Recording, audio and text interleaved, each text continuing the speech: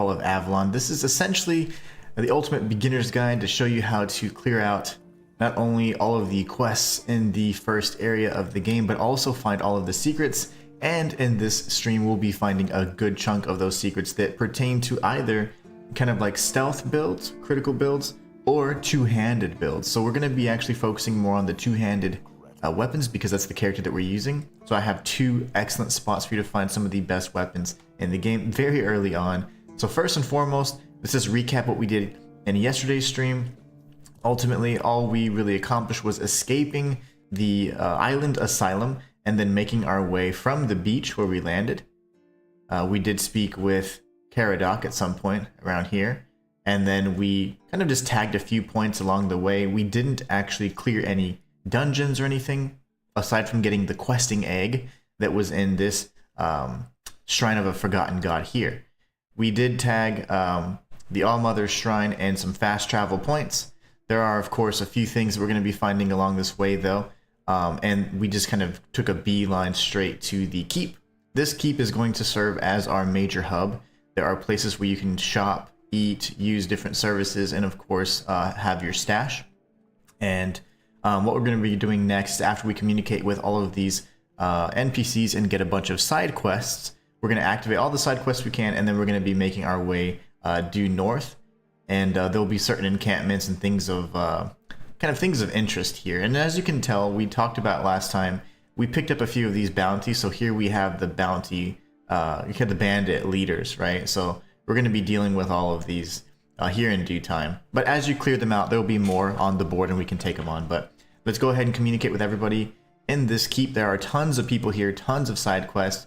I'll show you which ones are the most important and which ones to do in which order, so that we can ensure we get some of the stronger weapons up front, and then we'll be heading north. Alright, so there'll be a crypt that we're going to be going to before long. Let's talk to Fergus first, even though his name looks like Fear Gas. Sir, I haven't seen you before.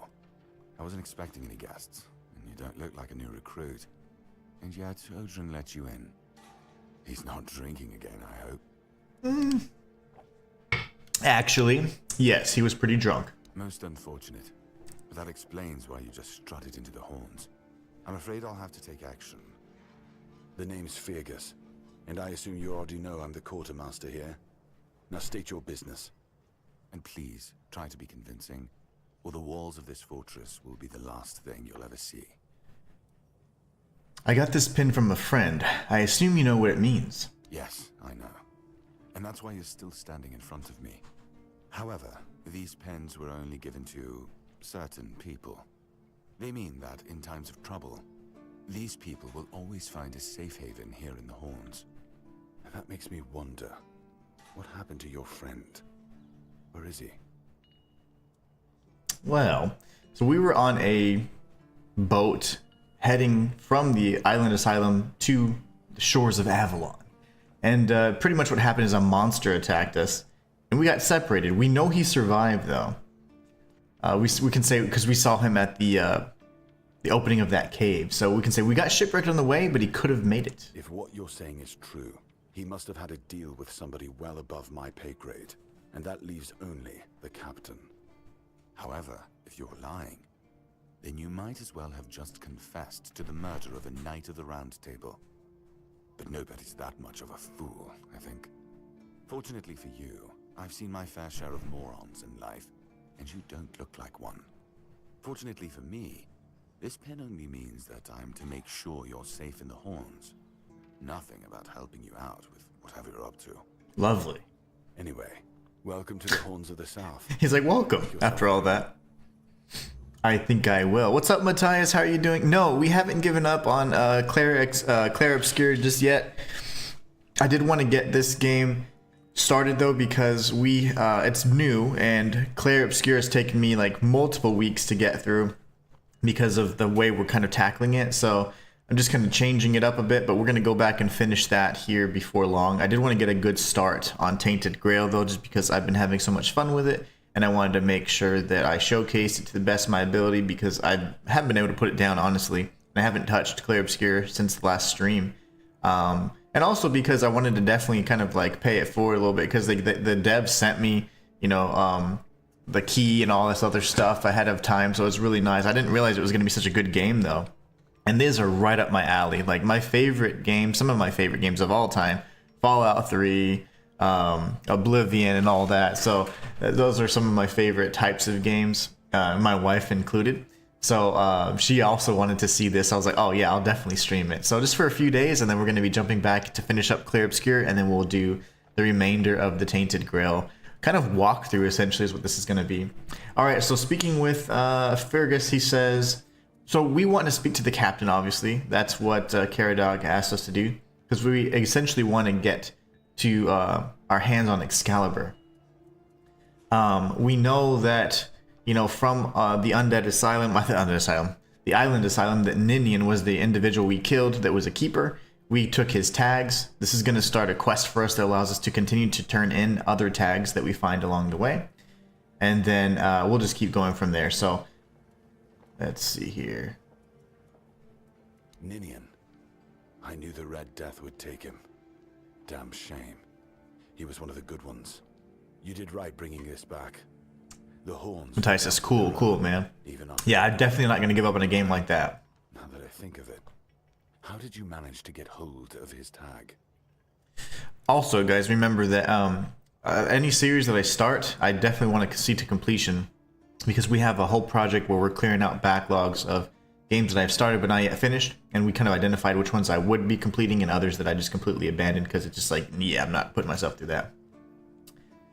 So he wasn't taken by the Red Death. The Red Priest tortured him in the Island Asylum. Tortured? In the asylum? You can't expect me to take that at face value. This guy, he's so by the books. Riagan said Ninian was too weak to survive the journey. It's a lie. I came for him, and we even held a symbolic keeper's burial for him. And what were you doing in the Island Asylum? You look fine, but if you were there, near him... Oh, come on. I was cured by King Arthur, and now I'm immune. He's not going to believe me. I honestly think your sense of humor is the worst, but I have to respect your unwillingness to share your story. Still, you have to understand, now that you've told me this, I'll be keeping a close eye on you. Sure thing, No buddy. risks can be taken when it comes to the Red Death. You can trust your priest, that's fine. Typically, I like to do all of the other dialogue, so we can do this. Get some lore on this place. Anyone sworn in as a keeper lives here, unless they're no longer fit for service. If that happens, they get transferred to the village. Otherwise, they're not allowed to go there without my express permission. So if you ever see any of my boys down there looking shifty, feel free to report them. You're allowed to walk around the keep and the village, but if anyone catches you stealing, I'll take your hands. If you attack any of my men, I'll take your head. That enough for you? What else would you take? What if I take your wife? What would you take from me?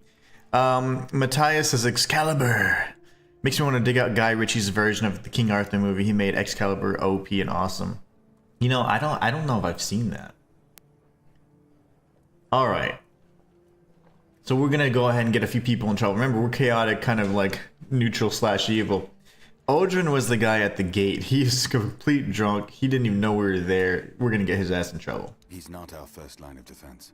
The archers are. Every man here needs to have a job. And no offense to Odrin, but let's just say we can afford to lose him. Having a drunk guard at the gate is not a very good look, especially at the front gate. Hordes of visitors clamoring at our gates can survive the insult. Alright, so Orla was the woman that had the shop and some goods and the traveler's gear, and we were able to purchase our kind of like a telescope type thing, or what I forget what you call those things, the little looker things that pirates have, and then a sketchbook. So I talked to Orla. Why can't she leave this place? That's between her and the captain. Were it up to me, she'd be long gone. Her presence here distracts my men. We'll be helping her soon, and guys, I'm going to show you this incredibly funny and awesome spell you can get just by completing her quest line. So it's great for mages, and honestly, it's good to just troll anybody that you hate in this game. So what exactly are you responsible for here, Mr. Brandon? I'm Captain Brandon's right hand. Oh, no, you're not Brandon. He You're deals with the Fergus. serious matters I don't want to know anything about. I take care of our everyday life.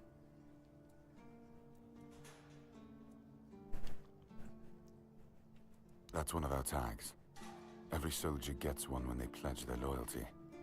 I just hope the body you took it from was already cold, because killing a keeper would land you in some serious trouble. You know, here's what I'm thinking. If you stumble over any of our fallen keepers out there, bring me their tags.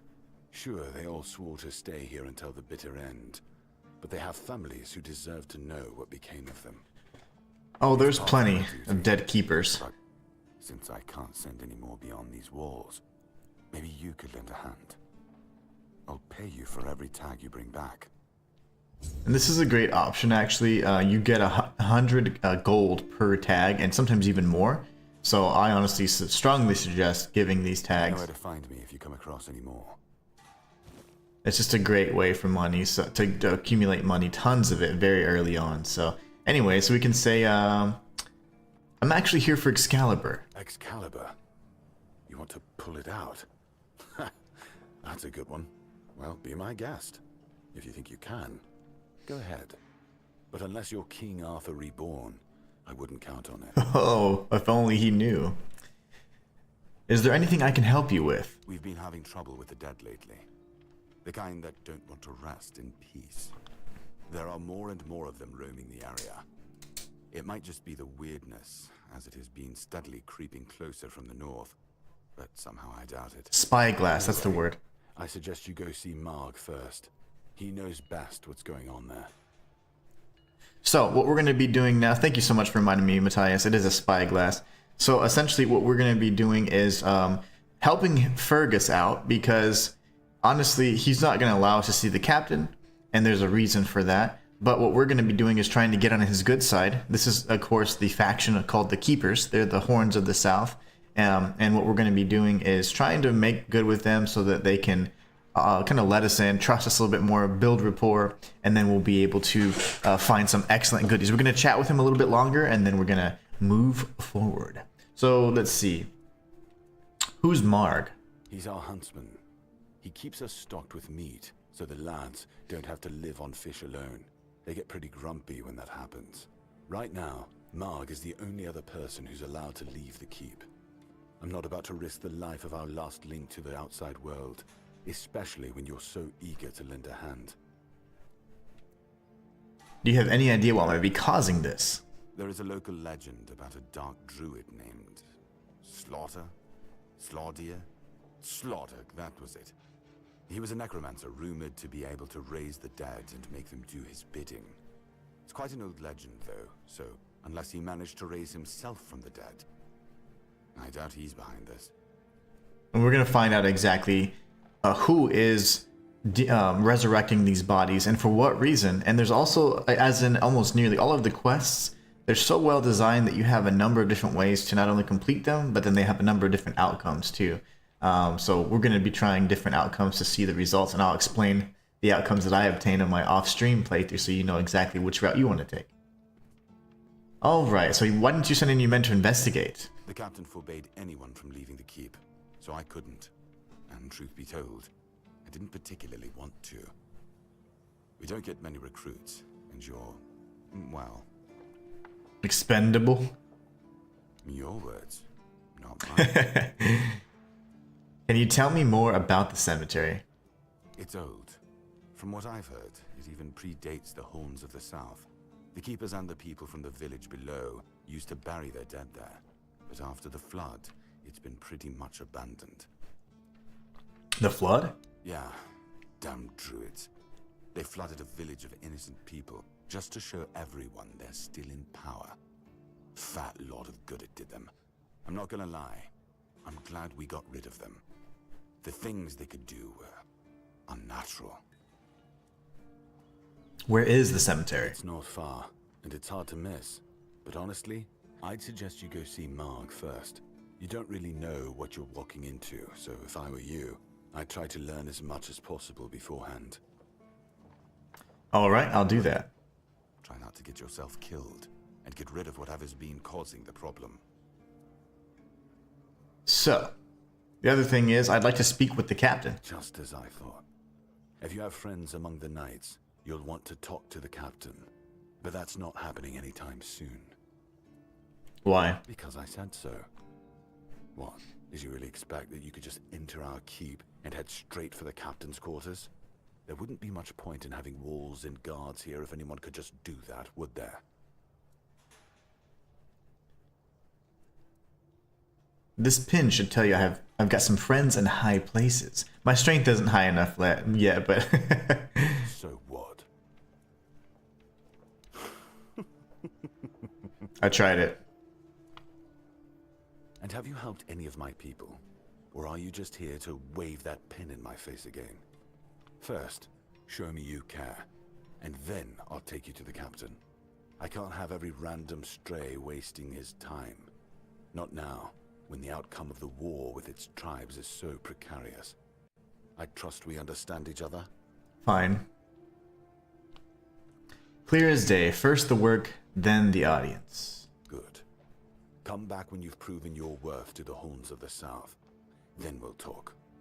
Alright, so that's pretty much a good start. What we're going to be doing is... If you need rest, you can sleep in the barracks. Not sleeping in the Royal barracks. chamber. Gross. But it's better to sleep under a roof than under the stars, right? Especially in this horrible weather. We're just picking up all these side quests along the way, and we're going to continue kind of making our rounds. As I mentioned in the previous stream though, so from Fergus, there's a handful of different NPCs we can't speak to. You have a campfire here that you can use for cooking, and of course resting. I don't see the priest around here. There is typically a priest here. He's kind of a jerk, but he's also a merchant. He's probably just making his rounds, so no worries there. What we're going to be doing is we can pop in here, and this is the where the cook is located. You can also use the kitchen, and this will allow you to gain access to his kitchen. So let's speak with Rorik real quick. You? Ah, shit. Another mouth to feed. Teargas must have been off his rocker if he thinks I can feed everyone with the little he gives me. I'm serious. If we don't open the keep soon, we'll have to start eating rats. That's disgusting. I can't cook them in a way that makes you think it's chicken. All right, so here, once we speak with him, we're going to be able to get access to his kitchen, and then we're going to do the same thing with all the other kind of merchants and individuals in the Horns of the South Keep. And then we're going to make our way towards Marg, the huntsman, and the cemetery to get a unique weapon. Could you teach me some recipes? Oh, this is new. Maybe we'll get along after all. The dimwits here never want to learn, only eat. Alright, so this is a place where we can purchase a handful of recipes. I definitely advise you do that because essentially you'll be able to get some really, really good heals early on.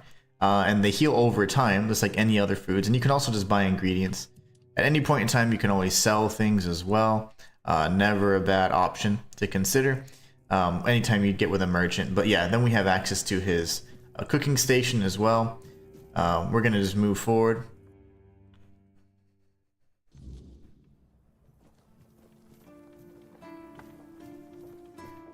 This guy has a bit of a toothache, so we'll talk with him really quickly. If you're here to see the healer, don't bother. He's a quack and a butcher who likes to watch people suffer. Walter, what's going on? I came to him with a toothache, asked him to make me something for the pain, and you know what he did? He said my tooth is rotten, and then sent me to Osprey to get it pulled out. Sounds reasonable. Sounds like horse crap. My grandma was smarter than your lot, and she couldn't even read. She knew how to make a proper potion for toothache. If I were any good at mixing that stuff, I wouldn't need to deal with quacks like Heber. I even gave him my grandma's recipe, but he said it was no good. Do you still have the recipe? No, Heber took it, the plonker. Said if I don't know how to make it, I shouldn't have it. And that he doesn't want some questionable homebrew medicine spreading through the keep. Alright, so what we're going to do is we are going to talk to him on his behalf, and he's just actually in the door beyond him, and this is going to open up a handful of other quests that are going to lead to some really good items as well. So, I'll talk to him for you, but not for free. You will? Oh, you're a lifesaver. Tooth saver, yeah? No matter. Don't worry, I'll give you something very special if you bring me that remedy. All right, excellent. So now we have another quest. We're gonna go in here really quickly, and we're gonna make some small progress on this quest, but not much. He's usually either at this desk, or this desk. And this is an item that you won't necessarily be needing, but you can use. It's pretty good. Oh, But you have to steal it. do I know you? I'm terrible with faces. Either way, glad to make your acquaintance. This is the doctor of the keep.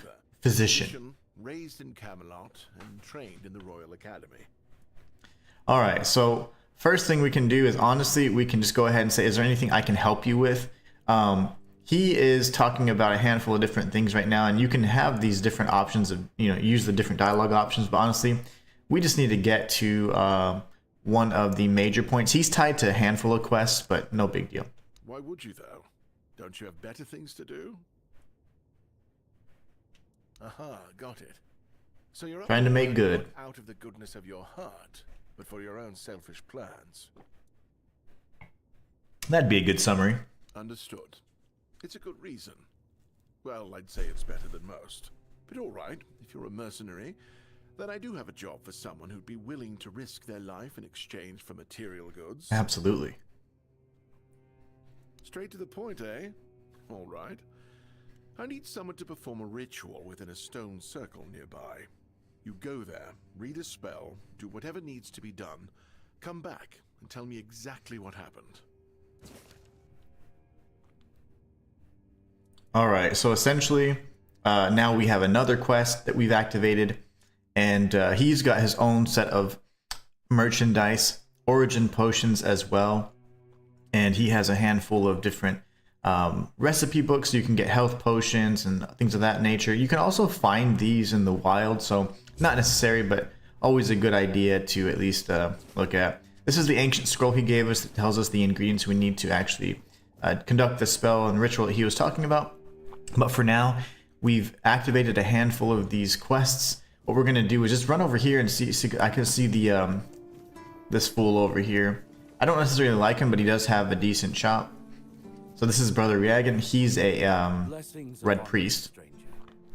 May the word always resonate within your soul. But he never went to the island asylum, so he honestly doesn't know. So thank you. I've already been blessed with tongs, pincers, fire. What do you mean, my child? Let's see. You're a red priest. I think you have a pretty good idea what I mean. I'm afraid you are attributing too many characteristics to me based solely on the clothes I wear. The horns of the south are my home. My mission is to spread the word. The word is good. I'm afraid that I simply cannot believe your blasphemous words without proof. Believe what you want. My scars speak for themselves. So it's your word against the word. Let's leave it at that. This guy. Alright, so we're going to open up the shop. Kai's blessings know no bounds, but sometimes it's useful to seal them in a handy flask. And here he can offer you different spells. So if you're a spellcaster, his inventory actually does expand a little bit as well later on. But just a good idea to have him here. When it comes to like the weirdness and other things, you can talk to him about these things, but they don't result in any quests or anything like that. So honestly, we can kind of just get through the dialogue here. I do want to at least communicate with them as much as we can, but I don't want to have you guys seeing all that, because you can do that for yourselves if you guys are playing along. I do want to have the conversations with most people, but I also don't want you just to see dialogue. Okay, so again, there's our stash if you need it.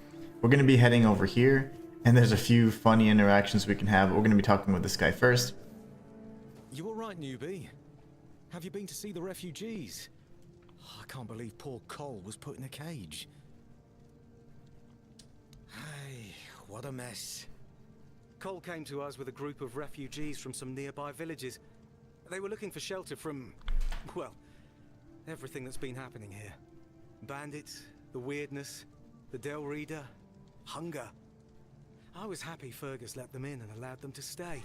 You'll meet them in the village. They live in the buildings up high. Not long ago, though, Cole started acting very strange, erratic, sometimes even aggressive. One of our keepers, Old Mahon, tried to calm him down. He might have used too much force, and Cole felt compelled to defend himself. He bit Old Mahon. And since then, the old fool has been lying in the infirmary. Frankly, I think Mahon brought it on himself. They shouldn't have put that poor man in a cage. Yeah, so essentially there are refugees on like the coast, on the actual beach. And we'll be going to that area a little bit later on. Right now we want to focus on everything inside the keep, activate all of the quests, then we'll go and actually get some very unique and special two-handed weapons and items and 2 separate locations. And then we'll start kind of completing some of these quests, hunting bandit leaders, and then we'll be clearing out all of the rest, essentially. Wait, if you ever meet Patrice, please give her those flowers. I know it's not much, but I'd like her to know she's not alone. I support her and the other refugees. And I'm sure there are more of us who do. Alright, so now we've got another quest. We had a little bouquet for Beatrice as well, kind of showing, hey, we support. There's one thing, we're going to talk with this guy really quickly, which is a really funny conversation, but I wanted to show you guys, like, if you see this kind of wood here, or this setup, this is just a way for you to obtain wood for free, and these do kind of respawn. So you just need a woodcutter's axe, which we'll be finding in different areas, honestly. They're all kind of all over the place, so, also, yes. Yes, indeed, I shall. Alright, I'll take those. Let's talk to this funny guy. This is hilarious, by the way. Good to see you again. The pledge today was very interesting, wasn't it? The certainty in Quartermaster Aymer's voice. Beautiful. Makes one eager to start work. I don't think we've met. So, what do you need this time? The pass again? Are we planning a trip to the Stale Lamb? Hey, not this time, my friend. I've run out of ink. I'm waiting for a delivery. Steward Orla will let me know when more arrives. In the meantime, I need to ask you for a favor. So, you in? For the sake of our long friendship? Never met this guy, by the way. I have no clue who the hell he is. Sure. What do you need, pal? You do know it needs to stay between us. Do you understand? Say you understand. I understand. Fantastic. So, here's the thing. On a recent night out at Ron's, it seems I may have left some sensitive documents at the bar. Documents, with Captain Fergus sealed. But not necessarily sealed by him. You know what I mean. I can't really go there right now. Could you get them back for me? I'm sure it won't be too much of a problem. Sure, I'll do it. Splendid. When you have the documents, meet me at the 3rd crowing of the rooster. Or just find me. I'll be around. Cockadoodle thrice. Okay, so we'll be talking with that guy. He's nuts, and you're going to find out why before long. So aside from that, what we're going to be doing is heading over here. And there is an NPC over there, but he actually doesn't have anything to do other than complain about the construction of a 2nd lighthouse. But there's a strategic reason for that. What we're going to be doing is heading up this little scaffolding here. And then there's 2 pathways to take. You can go up here and be on the rampart walls on this side. Or you can go over here, and we'll be talking with, I think his name's Owen. He's kind of a jerk. But it's fine. Everybody has their reasons, right? Watch the feet. Whose, mine or yours? Your feet. And my priceless seedling. Oh. I swear, your nosiness will be the death of you. Alright. Do you need anything? I have everything I need. And you, the fly in the ointment. Are you always this welcoming? Always. I just got here and I don't know you. I'm Owen, and this is what I do here. Why keep a garden on the roof? It's safe. I can keep an eye on it, and I can chase off the seagulls. And when the weirdness comes, and the dead start rising up from their graves, Then a rooftop garden will be much safer than one on the ground. Do you have trouble with seagulls? No, I can handle a few seagulls. I'm not like that idiot Gwilyn. What's the point of having a rooftop garden that you clearly don't let anyone into? I let Rark in. He doesn't talk so much. He's my best friend. How can you call someone a best friend if you don't like talking? My hoe in your skull would be worth 1,000 words. He's not too kind. You need to talk to plants to help them grow. I'm not gonna waste my breath on people. Alright, so we've started his quest. Eventually we'll be placing seeds in these planters here and continuing his quest. It actually goes and stretches into, as far as I know, the secondary area of this game. Now we're going to go to the rampart walls. And again, all we're doing now is collecting all of the side quests, and then we're going to be picking the ones that we're going to be completing as priority so we can ensure we have all the best gear. But right now, we're safe within the walls, so we're just picking up all these quest lines for now because they're going to be pretty important for later on. Here there is a light tower or whatever, lighthouse that we're going to be exploring. Well, this one's complete. This is the one that's under construction, but we don't need to go there just yet, honestly. And there's really not anything like of note. Keeper Gwilyn is absolutely nuts, so we're going to be talking about him too. Marcus says, "Hi, Inhuman, loving the stream. There was an update that dropped today. Any idea what was in that?" Oh, I don't know, because the updates that they're doing for I'd say PC and console are a bit staggered. I'm playing on the PS5 right now, so I can only assume it's a lot of like post day one patches, and bug fixes, little things. There's a few things on the console that I'll address and talk about that are bugs that I hope that they can get fixed sooner than later, because they're just really quality of life things that truly impact the experience. But let's speak with Gwilyn really quickly, and then we're going to activate his side quest. His quest is incredibly funny, and you can get access to these crazy recipes to put these awesome pieces of armor together. It's really funny.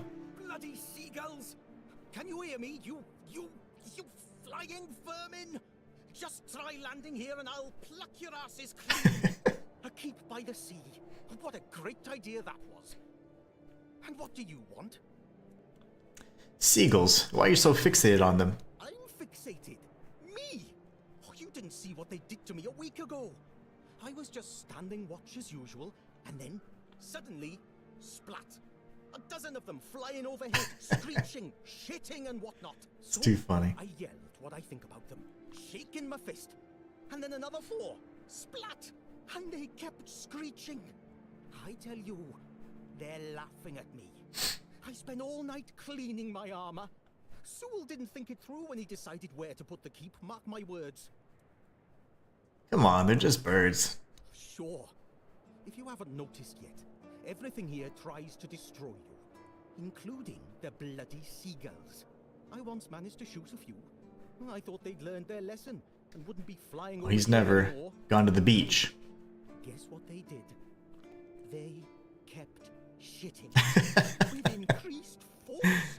Like they're planning it. Vengeful scoundrels. I need to try a different strategy.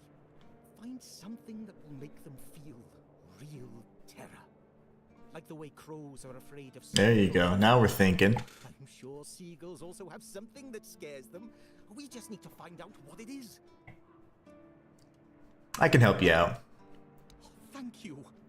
I just need you to bring me some kind of a bird scarer. They'll learn their lesson and keep away from me. Do you know anyone who might know something about seagulls? I don't know. I'm not sure if there's anyone crazy enough to take up something like this. There is one guy in the museum, Riderick. He's supposed to know everything. All right, we got his quest as well. Marcus says, "Okay, thank you. I'm on Xbox. Nice." Yeah, I'm on the PS5 right now. Other than the occasional crash, I don't have any actual issues with any quest lines or anything like that. Nothing that is game breaking at all. The only thing that I experience is in the menu. Sometimes the user interface on the menus, depending on which menu you're looking at, can be problematic. Ooh, I don't eat pork. If I don't eat pork, my characters don't eat pork. Gross. Oh, I have 2 porks. Ugh. Not a big fan of the pork.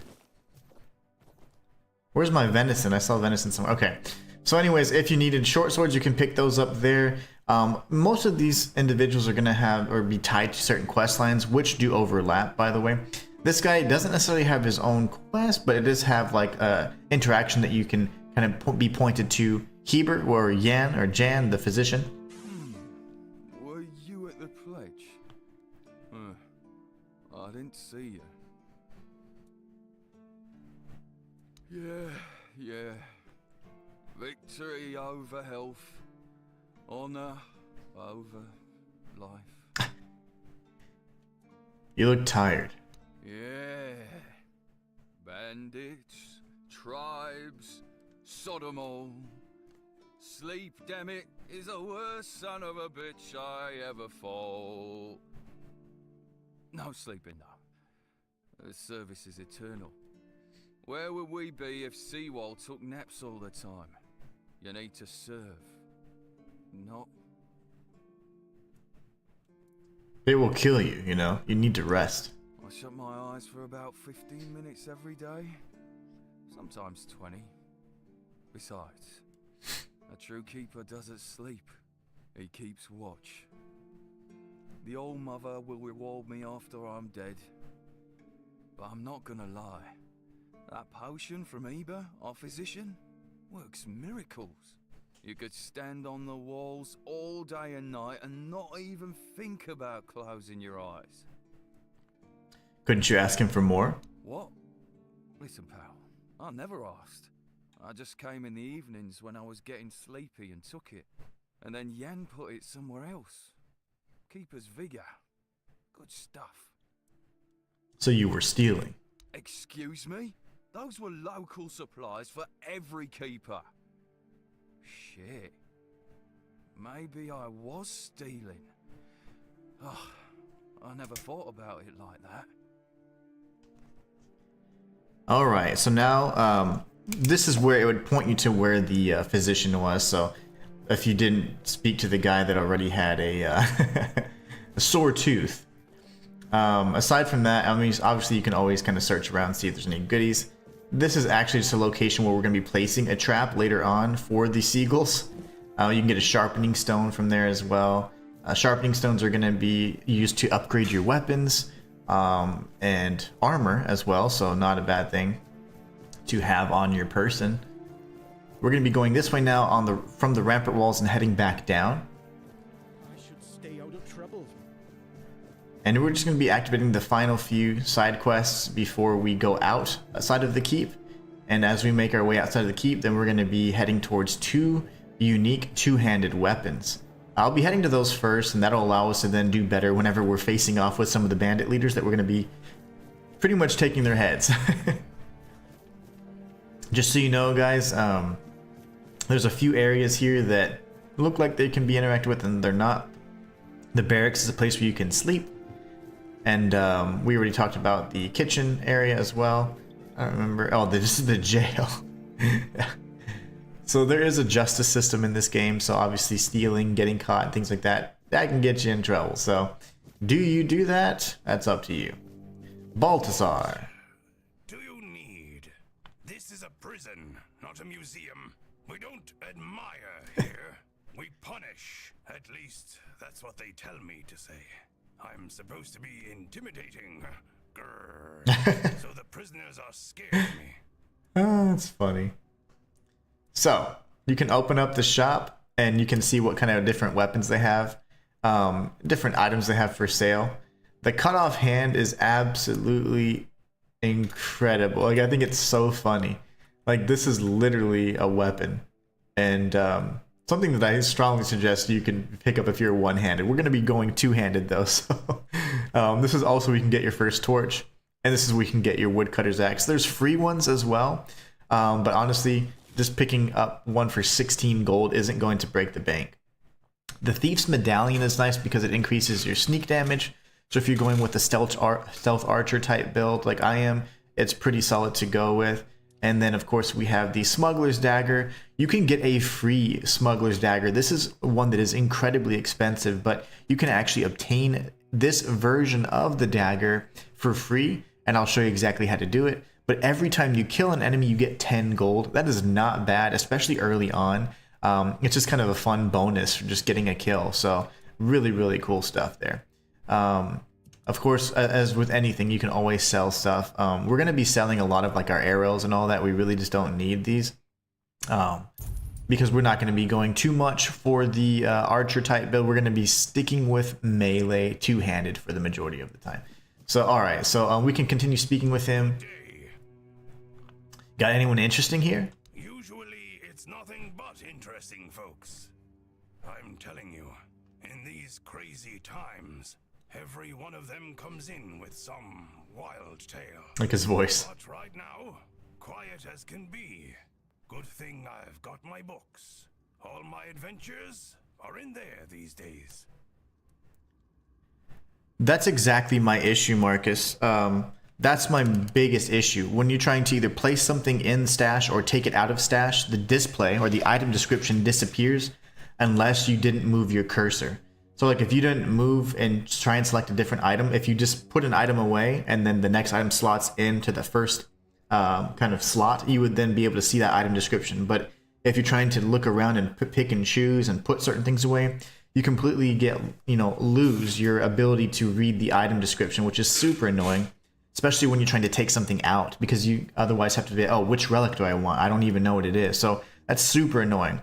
There's no way to tell the stats on the things that you want to stash unless you go into your inventory first before you put them away. When you're taking them out, there's absolutely no way to see the item description unless it happens to be in the first slot. So that's one of my major grievances, and that's certainly something they hopefully they're aware of. Because I am. I asked for this post just to get some peace, quiet, and warmth. No useless small talk. No shrieking seagulls, and none of that cursed biting wind. They really hate seagulls here. It's heaven. And I get to read my books too. So if you've got anything interesting, I'd be glad to trade. Alright, so that's Balthazar for you. Definitely don't want to open that. Lockpick, lockpick, lockpick, and there's our jail cell if we need it. That's too funny. Alright, so now we can go ahead and make our way out of here. We do have the woodcutter's axe. So like I said, if we needed wood, we could simply interact with this little woodcutter's log right here, and we'd be good to go. Alright, so we've communicated with nearly everybody in this immediate area. We do need to speak with the blacksmith next. His Osbert, it's getting dark, so this is where you'd actually craft your own stuff. From here, you can either upgrade your weapons to improve their strength and quality, up to 5 as far as I know. Handcrafting is how you actually craft certain weapons based on the recipes that you have available. And then you can attach relics. These are the things that we've been obtaining all throughout the way. You do have to have the relics on your person. It doesn't pull from the stash. But like if you're trying to craft something, you would be able to craft things even if they're in your stash. So you can do that. And then armor weight reduction, that actually reduces the weight of your armor. So if you have like heavy armor but you are somehow speccing in like light armor, you can kind of try and reduce it so you can get your benefits activated there. But anyways, let's speak with Osbert really quickly. He's the blacksmith. Boy, friend, a question. Do you know why people always stop and watch a blacksmith at work? Because he's riveting. Oh, no pun intended. It's good to see a new face in this sad hole. Oh, of course. I forgot to introduce myself. I'm Osbert, local master of hammers and anvils. Do you need your blade sharpened? And so essentially, we can speak. He has a shop, right?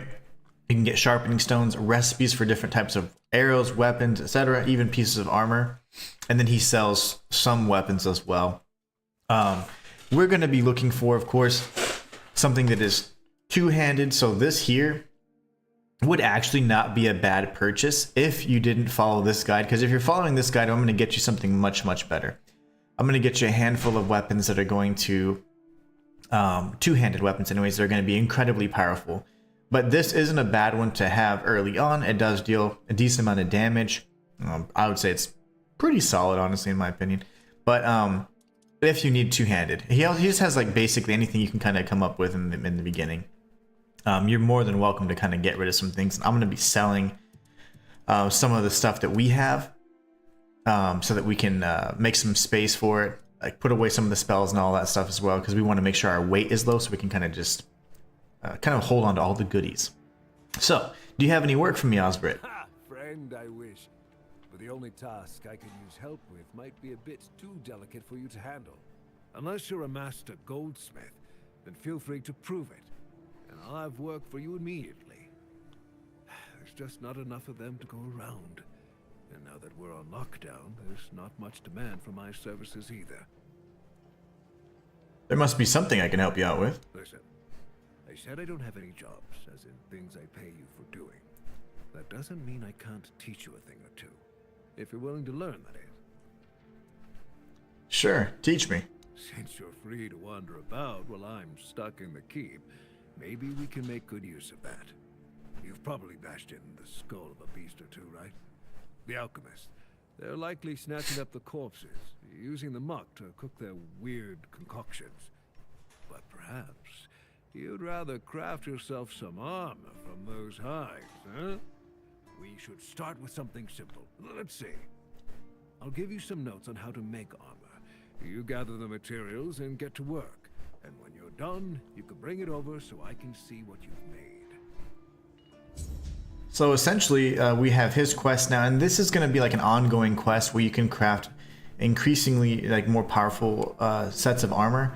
And the cool thing about it is that pretty much, at least as it stands, what you do is you do want to make sure that as you're getting these different like pieces of ingredients or for the armor, you attempt to make it, because there's oftentimes you can fail, and so you might have to do it multiple times, and it's not really a big deal because you're going to kill plenty of enemies. So we're going to speak with him in just a moment. Oh no, they're all probably going to bed right now too.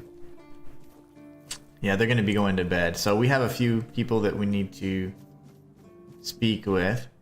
What we're going to do though is just go ahead and activate the bonfire. We'll talk to King Arthur for a bit, rest, and then chat with the rest of the people, and then we're going to be leaving the keep. So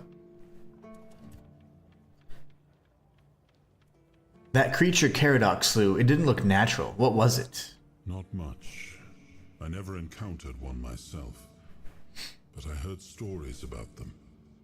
Mist bearers, like most creatures on this island, emerged from the weirdness. They were always drawn to magic. The druids believed they fed on it in some way. Merlin forbade his apprentices from hunting them. Druids were too valuable to our war effort to be distracted by such pursuits, and they were meant to carry on Merlin's legacy should he fall. What became of them after the war, I do not know.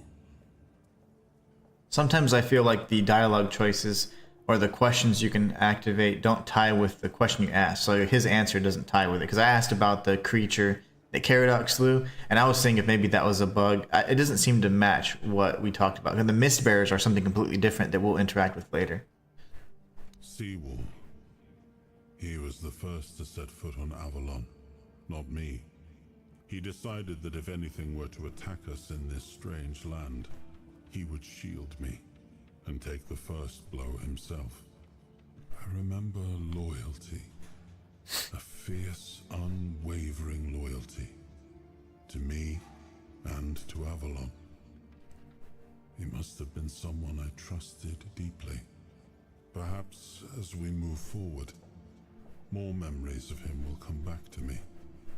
For now, I only hope his loyalty wasn't in vain. Ah, the Horns of the South. The crown jewel of these lands. We had barely laid the foundations of Tainted Grail when Seawall and his men had already built a lighthouse, eager to guide our ships to them. He always had a competitive spirit. Of course, it helped that he took every sailor from the homelands with him, along with a handful of knights, so they could learn from one another. And thus, the Keepers of the South were formed. I decreed that every sworn keeper would stand as an equal to a Knight of the Round Table. I doubt they still honor that law. But I am glad to see the keepers grown. In my time, there was only a lighthouse and barracks. Alright, so now we're good. We don't have anything else to do but rest. We need to rest until like morning, honestly, so that everybody can come back out. And we activated or used those 3 little whispers, so good for us. Aside from that, we can go on the rampart walls. We'll be doing that kind of the other way, the way we came, actually. While we're getting everybody all set up, and we'll laugh at Odrin for a bit for being a silly drunk. You're the reason they put me in. Oops. You just wait until they let me out. I'll beat you so hard your own mother won't recognize you. He's still drunk. Come a little closer, so I can spit in your face. That was necessary. You were drinking on duty. Nobody asks your opinion.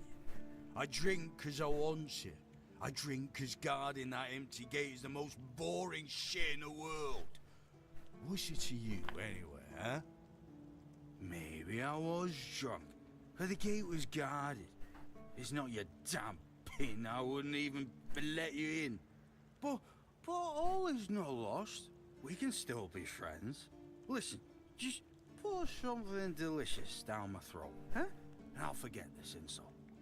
I'm not guarding the gate right this second, am I? There's nothing wrong with having a little sip, right? Come on, don't be like that. Just a drop. That's all I ask. Sure. You're right. Can't harm anyone here.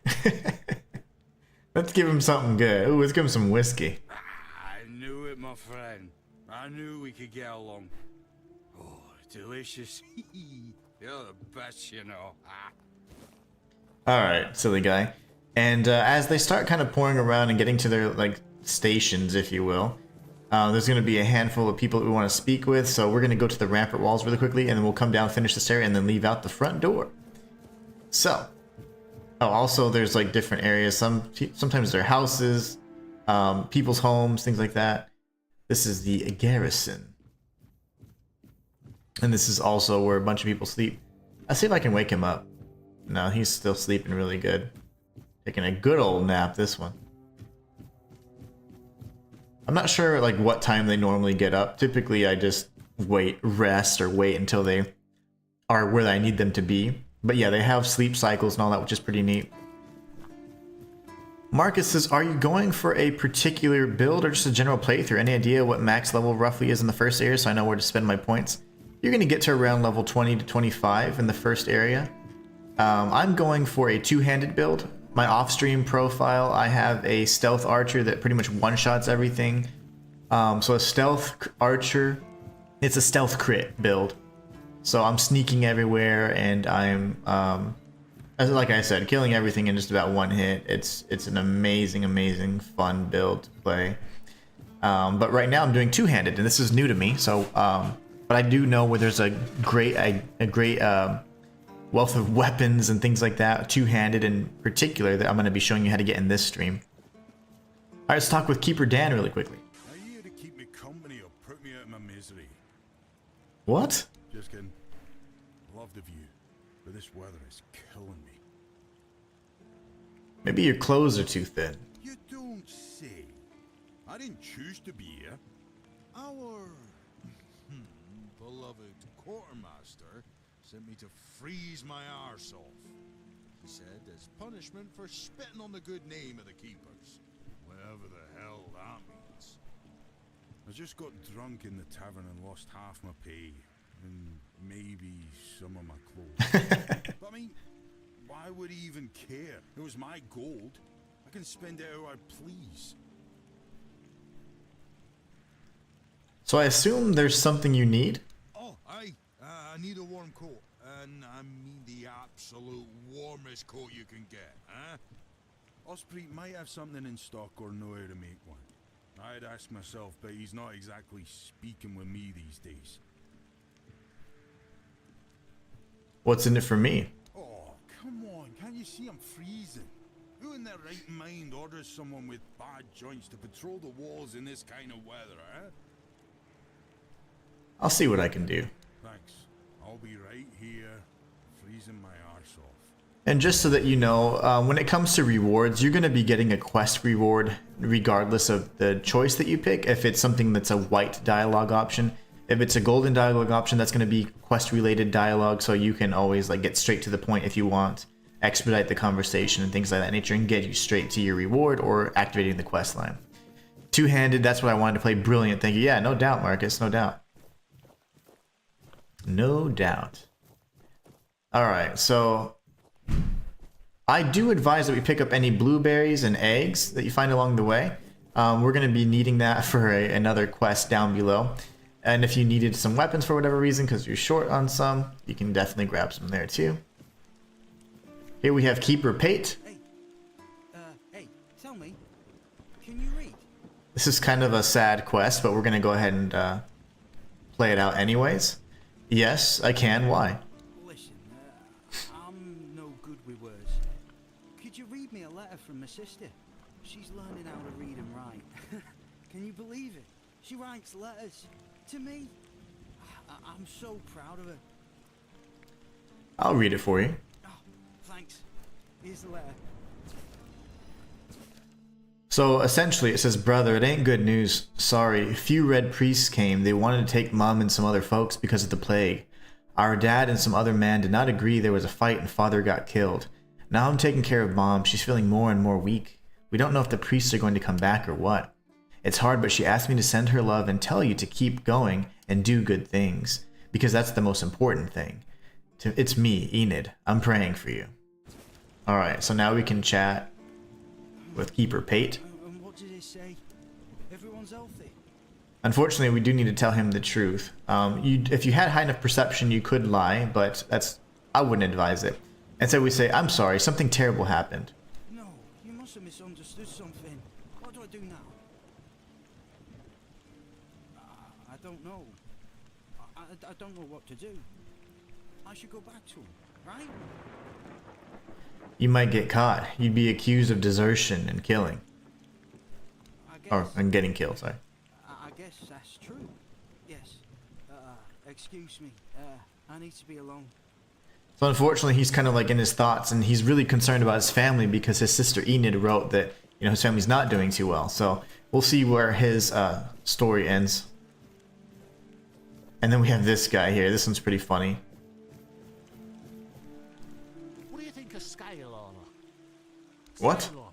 What do you think of it? The ones all the keepers wear. I think there's better to be had out there. Sure. Maybe it's easy to make and doesn't restrict movement, but it doesn't provide the best protection. Someone just needs to stab you between the scales and you're done for. Lamellar armor is much better. That will prevent you from being run through with a polearm or getting shot with a bow. It's also much more comfortable.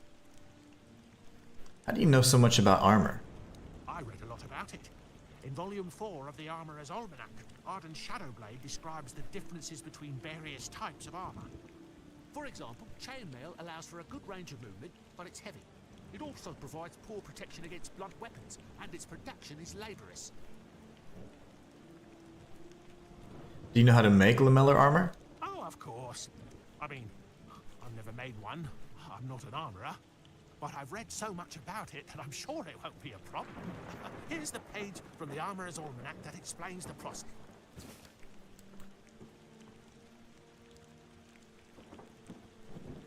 So you've never worn any armor apart from the armor you're wearing now? No, but I have knowledge from books and a lot of thoughts on the subject, so I know what it would be like to wear different armor. Who's Arden Shadowblade? Shadowblade is a moniker. Arden is passionate about weapons and armor. He has great knowledge of materials, techniques, and history. A true expert. Everything he writes is interesting. I would love to meet him one day. Why don't you tell the quartermaster or the blacksmith that lamellar armor is better? I told them, but they both said I know jack shit. Besides, the keepers rarely go outside the walls nowadays.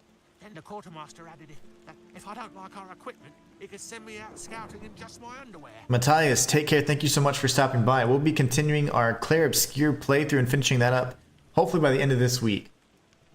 Perhaps you're right. But if Be somebody safe, my gets friend. me under the scales, I'll go straight to the quartermaster and give him an earful. All right, so now we have a way to design new armor, the lamellar armor. So now we have a new recipe, and we'll be going into all that. Those are all side quests, by the way. And what we're going to be doing now is just heading back down this way, getting out of here,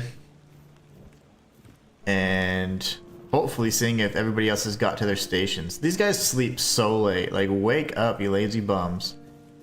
Okay, so here we have, I think it's Cillian Murphy. In the name of our eternally reigning majesty, King Arthur, and the Knights of the Round Tables, I am obliged to inform you that fighting those who actively break the law and reject the rule of the crown is the duty and pride of every subject. As Camelot's representative, I will be paying a bounty of 10 gold pieces for the death of each bandit roving the area, as long as adequate proof is provided. I also recommend checking the bounty board for information on wanted criminals, especially those considered particularly dangerous. Please, state your business. So essentially, this is the individual that we can turn in bandit, kind of like tags, if you would. It's branded marks, and then also bandit heads. So bandit leaders, you take their heads, bring them for your reward. Just bandits in general, they have brands, and you can take the brands and give them to him as well. So essentially, you can go ahead and say, I'd like to collect a reward. Someone finally checked out the notices If posted on the board. you've killed bandits, you can actually turn them in. The hunter waits. All right. So yeah, he's just crazy sadistic guy. He likes to pretty much kind of like vicariously be like, oh, you killed somebody, that's cool. Now, the only thing we haven't tagged just yet, or the quests we haven't obtained, are from this little sleepy guy in here. He has glasses on. And I'm hoping he's still not in bed. He's still in bed. Once he wakes up, Keeper Temer will wake up and we'll be able to activate his quest as well. His quest revolves around making a pie that his mom used to make. So we'll be chatting with him next time he's out and about. But it's time for us to actually go and kick some ass. But let's talk with this guy really quickly, and then we can go do that. Let me guess. Camelot, no? Timberwall, also no? So you're not from the north? Ah, of course. I'm from nowhere. You must be from Quanacht. I should have guessed. No, that's the secondary of this game. Well, who's in charge there now? I'm not from Quanacht, nor from Timberwall, nor from Camelot. I'm from nowhere. Nowhere? Never heard about it. Must be a shithole like no other. And I think I won't learn much about politics from you. You know, people are talking about rising unrest in the north, and a secret coalition preparing a coup at the highest levels of power. And that whole plague thing is just a tool to reach their final goal. The Red Priests are also trying to get something out of it. And to be honest, it's not gone too bad for them. The Druids are out of the picture already. Secret coalition? Cool. Well, sure. They want to establish a new order on our island. And it's not clear who's involved in the whole mess. Maybe our captain is even involved. Hell knows. They have their people everywhere. Damn it, you could be one of them too. Although when I look at you, I don't think so. You have such a stupid face. With all due respect. With all due respect. Thank you. You know, you don't look all that smart either. You see? It takes one to know one. And that means we're just pawns. Folks like us won't change anything. But we have to talk out loud. It suits them when everyone keeps their mouth shut. And how would I recognize someone from a secret coalition? That's the case. Those sons of bitches are good at hiding. They kinda blend in and live among us. It's hard to tell if it's hideous magic or some other tricks. Are you suggesting that someone intentionally caused the plague? Wait a minute. I'm not suggesting anything here. I'm just thinking out loud. It doesn't make sense that the plague appeared just like that. Out of bloody nowhere? Hell no. It's a high-stakes game. So what's at stake? Power over us, of course. Over our bodies and souls. Over Avalon. Over the whole damn course of history. You know, I've been thinking lately. What if King Arthur is just a stupid fairy tale? What if the nobles and others involved in the whole conspiracy just made him up? And us peasants eventually just started to believe in it. You know, one story for everyone. They drilled it into our heads, and drilled until it finally stuck. And then they built statues, wrote books, and everything else. You might be right. You finally get it. It's just a pity that there are so few like us. Well, we just have to keep going, eh? And while we're at it, I have to get back to work. I'm on duty. Okay, you're the one that took me off. Okay, but anyway, so we should be all good to go. This is Orla's house, just by the way. Alright, so now what we're going to be doing is heading towards the hunter. The huntsman, actually. And the huntsman is actually tied to a quest that we're going to be doing a little bit later as well. Honestly, we just want to pretty much make good with Fergus and ensure that we're kind of in his good book so that he can let us move around a little bit more. We have better rapport, better reputation, and then he's going to give us more information. So anyways, so what we're going to be doing is looking at the map, and we're going to be heading over here. Dead as Dreams, I do believe, is the name of the quest. So we're going to be speaking with Marg, which is the huntsman. So there's a few different pathways we can take as we make our way down there, but I kind of want to go, you can go just directly straight here, honestly. But what I'd like to do is show you guys a few things over here as well. So we're just going to be leaving this, you know, this general area of the Keepers of the South area. We already talked about Abigor, which is over here. This wall here does have one of the bandit leaders, but we're not equipped to fight them just yet. What I do want to do is go through this little village area first, not by the wall, but just over in this general area, and we can get some combat in. Alright. We want to make sure we practice our parries and all that good stuff. Yeah! Been waiting for that for about an hour. Alright, so we're not going to be sneaking around. That's not the kind of fight we're going to be true warriors. Two-handed. Running attack. Yeah. Don't forget to use your abilities when you need to. That is our King's Soul ability.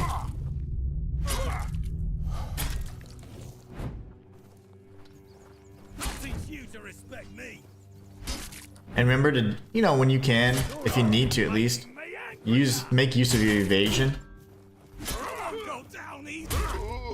Went down pretty easy to me. We're gonna get away, get our stamina back up, try and parry that, finish him off. So we get branded skin. The branded skin is what you're gonna be wanting to collect as you take these items. And I always take anything that's blue, so it's just worth more money, honestly. You get woodcutter's access for free, like I was saying, so you didn't have to pay 16 gold. But just so that we could use it immediately, I did want to show you that you can grab it. Remember I told you that there was a Titan? Well, this is smack dab in the middle of the city, and I was like, whoa, when I first saw that. Onions are going to be good for different ingredients and things that recipes you're going to be making, soups and all that. There's going to be a chest over here you want to go ahead and unlock. There you go. We'll get the last stand. So some of these potions, stamina potions, are going to be actually pretty important for us now. Before they weren't so much that important because I was using an archer and you're hitting so far and few between. Like you're getting just one shot pretty much everybody, so it's never a big deal. But we got some Wolfsbane there. There you go. There it is. That's what we like to see. We're gonna go ahead and pick up the feathers and the arrows. We'll sell these, essentially. There's an alchemy table here, an alchemy bench. Definitely want to pick up any sage and things like that you can find. But we're not, so this little area here is actually connected to and runs along the East Gate. The East Gate is what we're going to be doing a little bit after when we get the weapons that we're trying to pick up so we can collect some bandit heads. So we're going to craft some potions. I am super excited about that. I'm good. I feel good about that. Let's see. We'll do that. Alright. I'm happy with the potions. now what we can do is we can make sure that in our inventory we have a bunch of potions slotted, so we have small health potions there. What I like to do, if I'm able to anyways, is equip the weakest potions possible. So like in these slots here, like you can find, oh, I have a weak small potion or whatever, and then you can use those, right? And then you could, if you want, apply your other items here. And then here I typically like to have, like, you could, if you have throwing knives, or you can have that, or you can add one of your foods and just have some heal over time, which is really nice to have as well. So in either case, you can kind of do it however you want. But we're going to continue doing a little bit of exploration in this area before we head towards the intended path. So all we're doing right now is clearing out this gate. I'm going to show you, of course, how to get everywhere and where I'm going so that you guys don't get confused. That's going to be the east gate right there. Watch your backs. Ow. Quit hitting so fast. Yeah. Okay, he's dead. There's pork. I could smell the bacon on him. And this would be if you're going through the east gate, the straight path you'd end up at anyways. There's a chest there we're going to dig up, so I wanted to make sure we don't miss that. I took some food so I can heal over time. That guy's just chilling. Oh, okay, come on. Come on, buddy.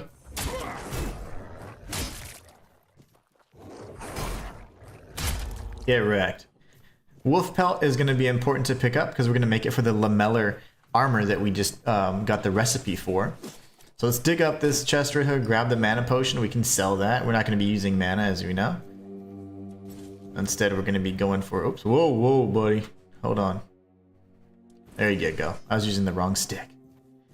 If you continue that way, that's actually another path to get towards another bandit leader, but we're not going to be messing around with that just yet. Instead, we're going to be looting and, of course, picking all the locks possible. This is always something that I find truly enjoyable. I love picking locks like that. It's so much fun. But not only that, but it's great for picking up or gaining XP. So within each of those skills that you're using, you're gaining XP and you're getting more proficient in them. So there's going to be, on this side anyways, a guy with a bow. So we're going to be running that way in just a moment. I do like to kind of take cover when I can. Got Groats there. Alright, there he is.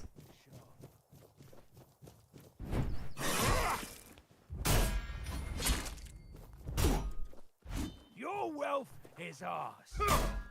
There's so many redheads in this game.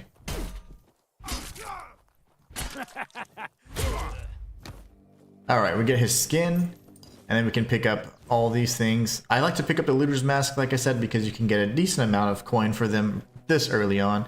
And then, of course, as there's a bunch, this is a little garden, so you can pick up potatoes and carrots and things of that nature. We're going to be heading this way, and as you can tell, that's our intended path. So all we had to do is go from there, follow that little line, and go straight to that little heap, if you will. But I think it's like a mill or whatever. We're not going to go straight there because we're just going to clear out this area, and then wanted to grab a few goodies along the way. So there should be a bro. Yeah, here's one. There's one here, and then the one to the left.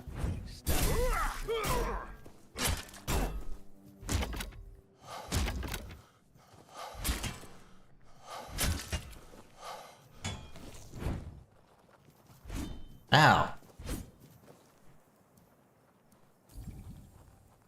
Your money or your life.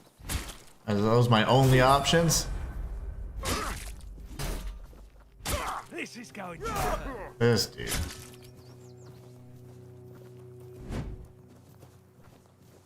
Don't do it. Alright. So we're gonna pick up that, the copper. We can pick up those stomach. It looks like it's a stomach ache, but it's a potion. A pretty weak potion, but still not a terrible one to take this early on. It's not bad at all. We'll get the sharpening stone. We'll pick up the parrying gauntlets. There you go. This is what I was looking for. So the parrying gauntlets are really, really great. The reason why I like these is because they increase your parry window a little bit, so we can get rid of the bandages, which aren't really giving us any armor. And we can get the parrying gauntlets instead. These require 5 dexterity, but your parry window gets massive. And not only that, but when you pair this along with the parrying dagger or parrying sword, you're going to get even more benefits. So I do want to showcase where I get each of these items on the map as well. So just so that you know, if you're following along, like from the keep, you make your way to the east gate area. It's right before. This is where that giant market square is, where the Titan was. But when you go on the path, there's going to be like a little pig farm here and some dude just sitting there. Inside of the chest, you're going to find the parrying gauntlets. And that's the best place to get them. That's the only place I know to find them. And it's just a great thing because in this little sack here you'll find them. But it's really awesome because I parry all the time with my stealth archer when I get in close quarters combat. And I have these daggers that kind of enhance the parry mechanic. So they're really good. This is where there are pigs. It's important to note this is where pigs are at because you're going to be using pork a little bit later on. And then, of course, there's going to be cows as well. There's like the only set of cows I've found so far. I find it that it's important to go ahead and defeat the deer if you can, because they have antler fragments, and you're going to use these to either offer at druidic kind of shrines, or you can also use them for like potion crafting and stuff. So anyways, that's the huntsman. We're going to be talking with him in just a moment, and we'll be going here later as well. To figure out, kind of to follow up on some quests, I would say, just to keep it spoiler free. Here we have a bunch of, like a little garden. You can pick up all different ingredients if you like, and one of these little lumbering spots. But we're going to be making our way up. And this is essentially where Marg kind of just chills. This is his little spot, his man cave. Pick up all the good stuff, the coin, all that. But yeah, there's so many good items you can find just by, I would say one of the best things about this game is that it does reward your exploration, so like if you're curious and you're inquisitive, you want to find everything, you're going to find some really, really fun stuff.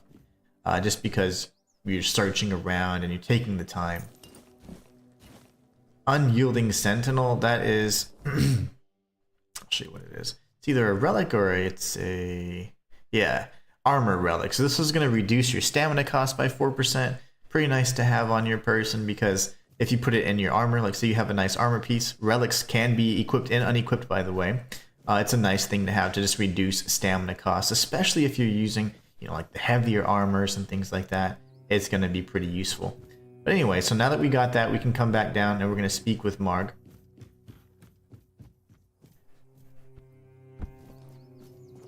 He's friendly. I mean, as much as you'd expect. You're a new face. I haven't seen you before. You're Marg? It depends on who's asking and why. Nah, I'm kidding. I don't meet many outsiders these days. I'm Marg, a hunter in the service of the Horns of the South. Let's see. The quartermaster told me that you have a problem with the undead. I don't know what it is about this place, but even the dead hardly ever get any rest. Though I'll admit, it's getting worse lately. They keep emerging from the local cemetery in numbers greater than that small plot of land ever held. So I'm guessing we might have a necromancer on our hands. And here I thought after the charred conclave, we'd have more than 100 years of peace from them. I'll find out what's happening. Good. And try not to die. That undead swarm doesn't need any more recruits. Alright. Anything interesting around here? Everything is interesting around here. But ultimately, it depends on what you're looking for. Is there anything I can do for you? I'm self-sufficient enough not to have to ask for help. However, I suppose I could help you. I could share some things I found out during my hunts. Alright, so now we can look at his shop. And he's going to offer different arrow types and leather. So you can make different quantities of leather. So again, really good if you're a stealth archer or just using archery in general. Not bad at all. I'm going to get rid of these bows that I can't actually use and get rid of any kinds of arrows that I can't really equip either. Honestly, these seem to deal more damage. The copper does more damage, so these just inflict bleeding, which is not bad. But we're going to be getting rid of all the stuff that we've kind of collected that I don't want. Mana potions in particular and things like that. What is this? Dash speed. I think that's good for now. Eventually I'll probably drop my shield and stuff, 'cause that whole loadout will probably be something entirely different. Matter of fact, I actually don't think I even want it now, so that's fine. This is fine. Okay, so that's Marg, and from his area, there's a few things we could do. So like, if he had something that we could steal, that would be ideal. But of course, he's just really friendly, so he's kind of, anything is up for grabs, so to speak. But we'll come back here later, and it's no big deal. Actually, since we're right here, let's just go ahead and return to the keep. So we've spoken to Marg, right? From Marg, he's going to want us to go up here to this area and search the cemetery. We're going to be doing that in just a few moments, but while we're here, let's go ahead and take a look at this area. And we can dig up this right here. Grab some goodies, because why not? And then on our way back, we're going to see that this is Pate.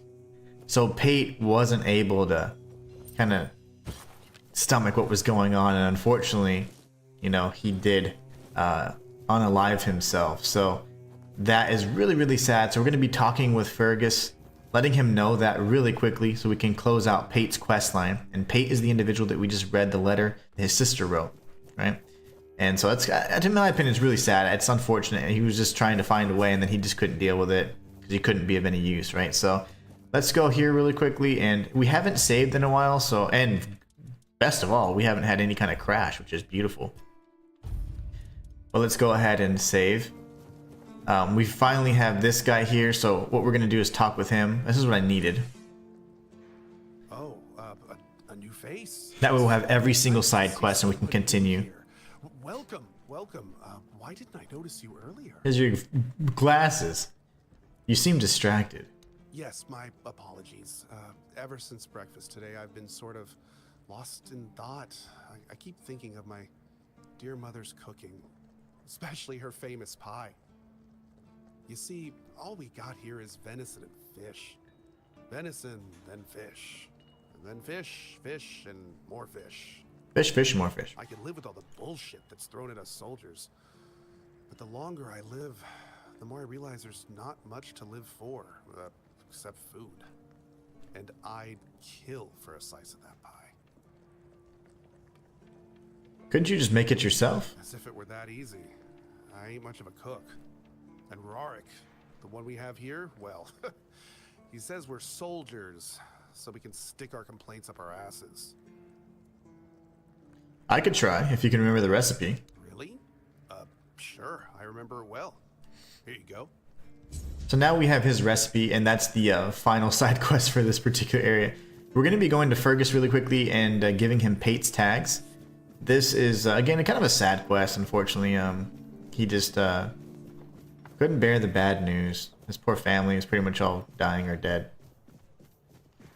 But I came here for a reason. I need to steal something. So, I found Pate's tag. Looks like he unalived himself. And there's no dialogue for this for whatever reason. He was a solid lad, but that bad news hit him like a hammer. Alright. We get 100 gold coins for that as well. Trying to look for something to steal without him noticing. He's watching me like a hawk. The best place to steal from, if you're looking to take anything, is always going to be from Jan's quarters. This is the physician. He's going to either be in one half of the shop or the other, so you can always take something. So let's see here. We just need to take an item.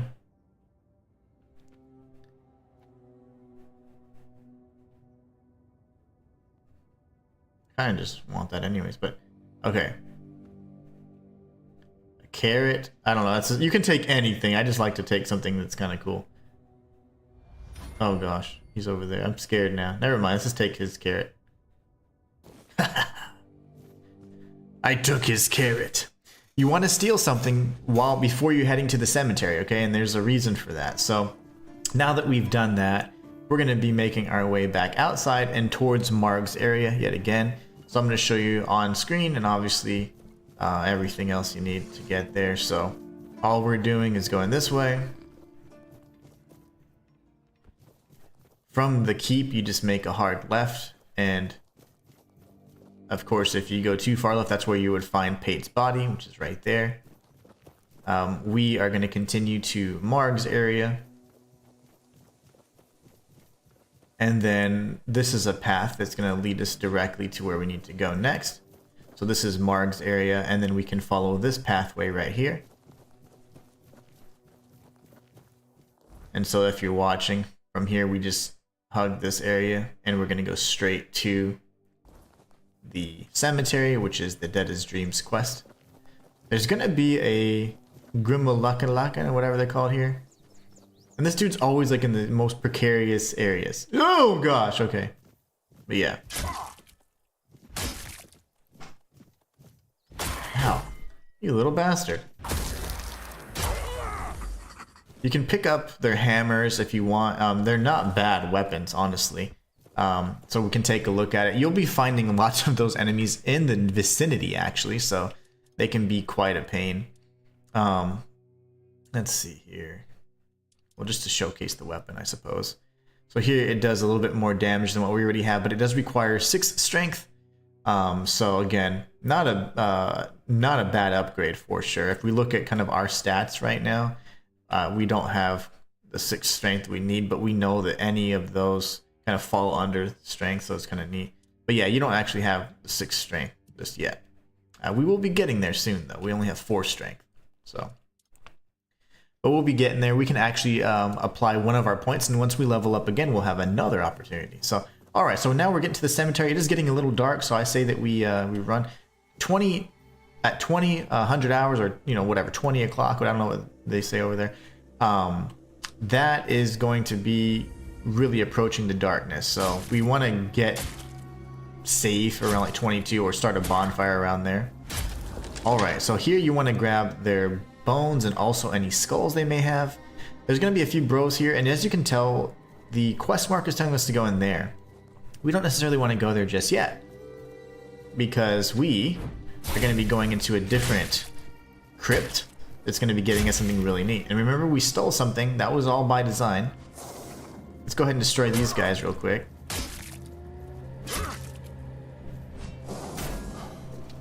Remember, when they hit us, it hurts them too, because we have our thorn helmet. So you want to pick up their skulls, okay? So what we're going to be doing is going in here. So you see it's lit. This right here is the small crypt. So when you go to the actual cemetery area, it's going to tell you to go to this crypt, but there is a lit crypt here you can go to, and it's a small crypt. Go inside, and we're going to clear it out. And there's going to be a special NPC here that can help us with a certain thing, especially since we already proactively completed one of her quest requirements. So we're going to be heading this way, taking out the undead along the way. There is a shovel here yet again. If you just haven't picked one up yet, do yourself a favor. Love it. Absolutely love it. Pick up the coin and the golden ring. Monster brains are always fun as well.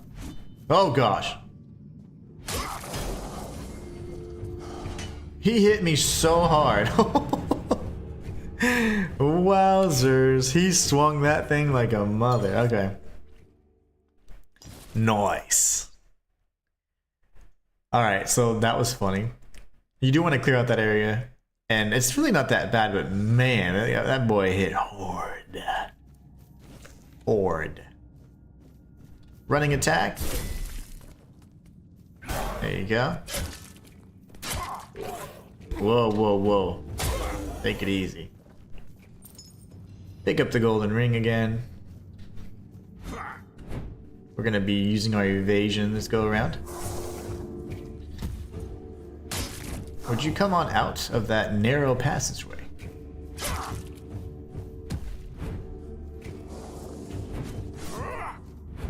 Need you further out. There you go. I broke him so bad. We got Big Boy over here. Evasion is just so useful as well, but as you get to the heavier armors, it's going to be a little less likely to do. And you're not going to have as many dash opportunities either, so it kind of just works out that way, but it's fine. So we can go ahead and continue. Oh my gosh, over here.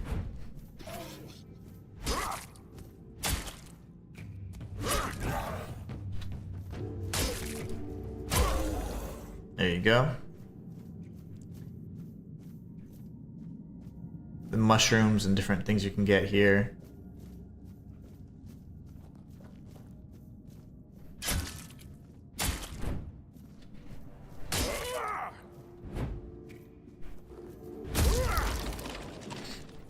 Don't forget to take the bones. You're going to be needing that when you're crafting the materials and armor made by the humans. Like, not made by the enemies you slay. So like they drop ingredients that can be used for alchemy or for crafting armor. And Osbert already gave us a handful of quests specifically for crafting things like I would say like enemy armor. So like if you defeat certain types of enemies, you can create armor based off of their abilities and stuff, and you get like benefits too. So this lock is actually not broken. It'll say that it's broken, but it just means there's a lever nearby. We'll be coming around the other side, and you'll see how we can get everything on the other side of that before long.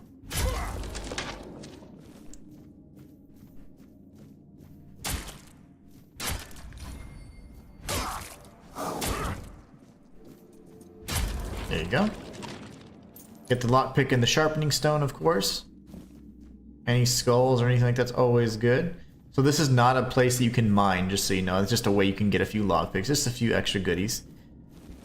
And we're going to be going this way. Tons of bones we just picked up there, just so you know. And we're going to be going over here. Remember, we just came down those steps. We're now going to go this way. There's a handful of more undead here we're going to be taking out. And then we'll be looting this area.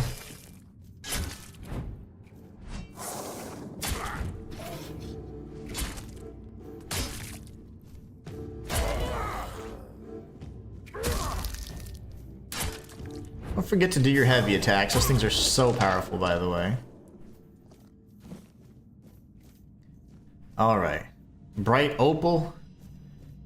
That's going to allow us to inflict poison, but this is a weapon relic you slot into your weapon, so then your weapons can now apply poison.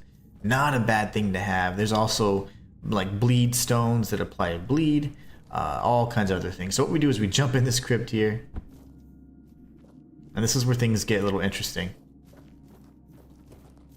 Remember, if for whatever reason, like you're like, oh my gosh, I can't see, don't forget you have your torch, you know? You could always use your torch. But honestly, I think the ability to see in this game is actually pretty good. The lighting is never bad, and I don't ever feel like I have to amp up the brightness.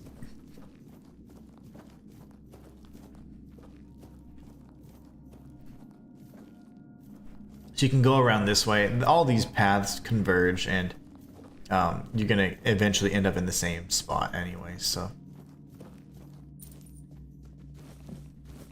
All these things, all the ingredients and everything. A golden chalice. And then we're going to have an NPC. She is not bad, okay, so don't hurt her. She's fine. Just talk with her.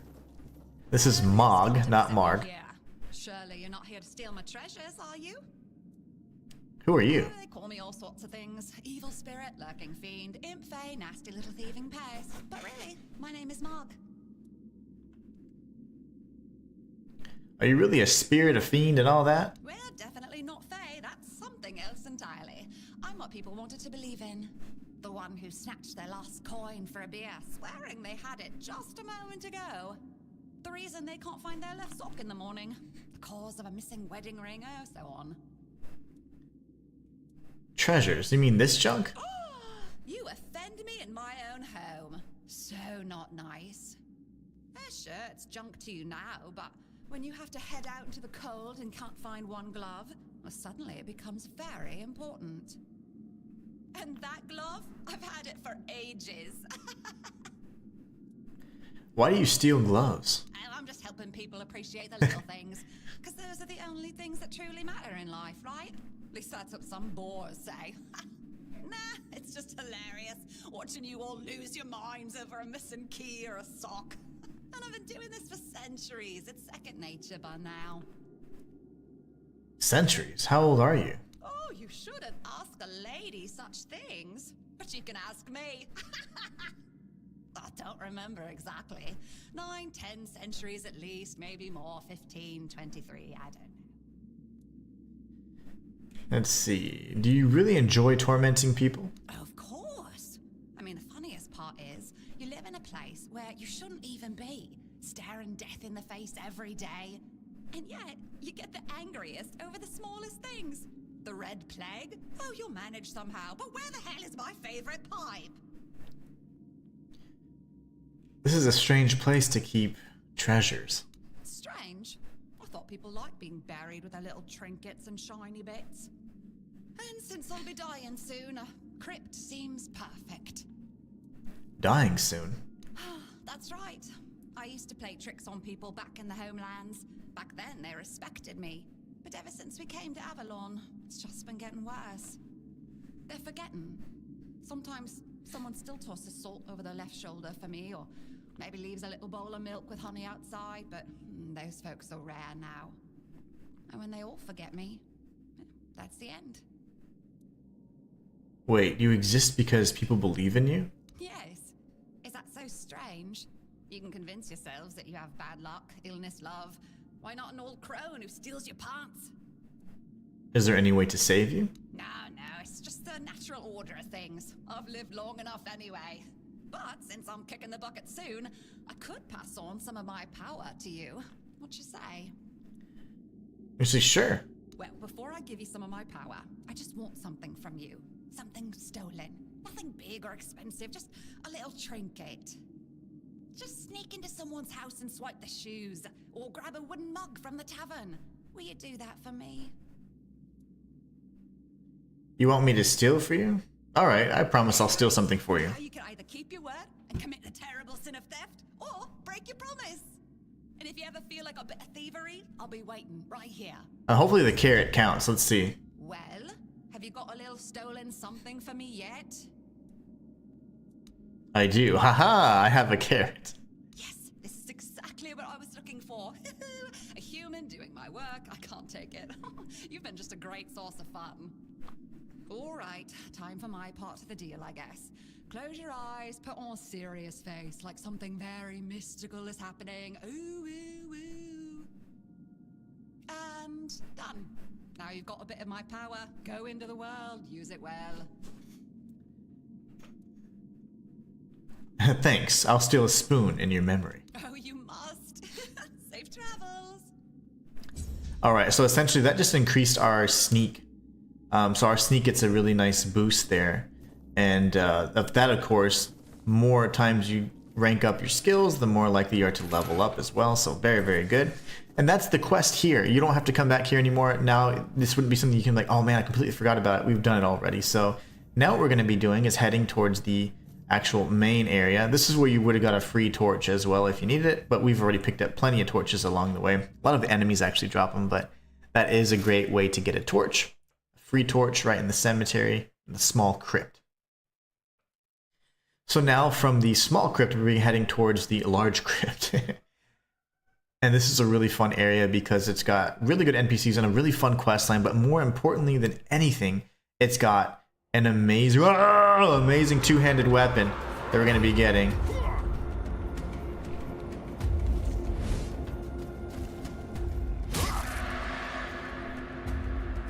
Get away from me! The weirdness.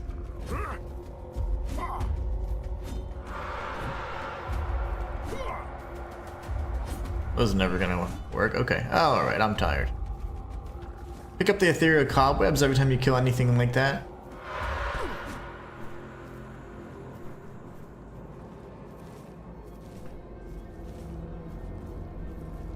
Alright.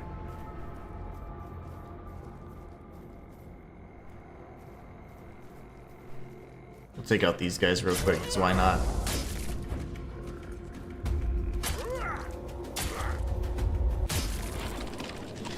When they're during the weirdness or during the night or whatever, you're gonna find that these enemies are gonna have different items on them, unidentified items that you can then identify at bonfires that you've activated with ethereal cobwebs and other goodies. So it's always good to, if you can brave it, to do it. But the enemies are stronger.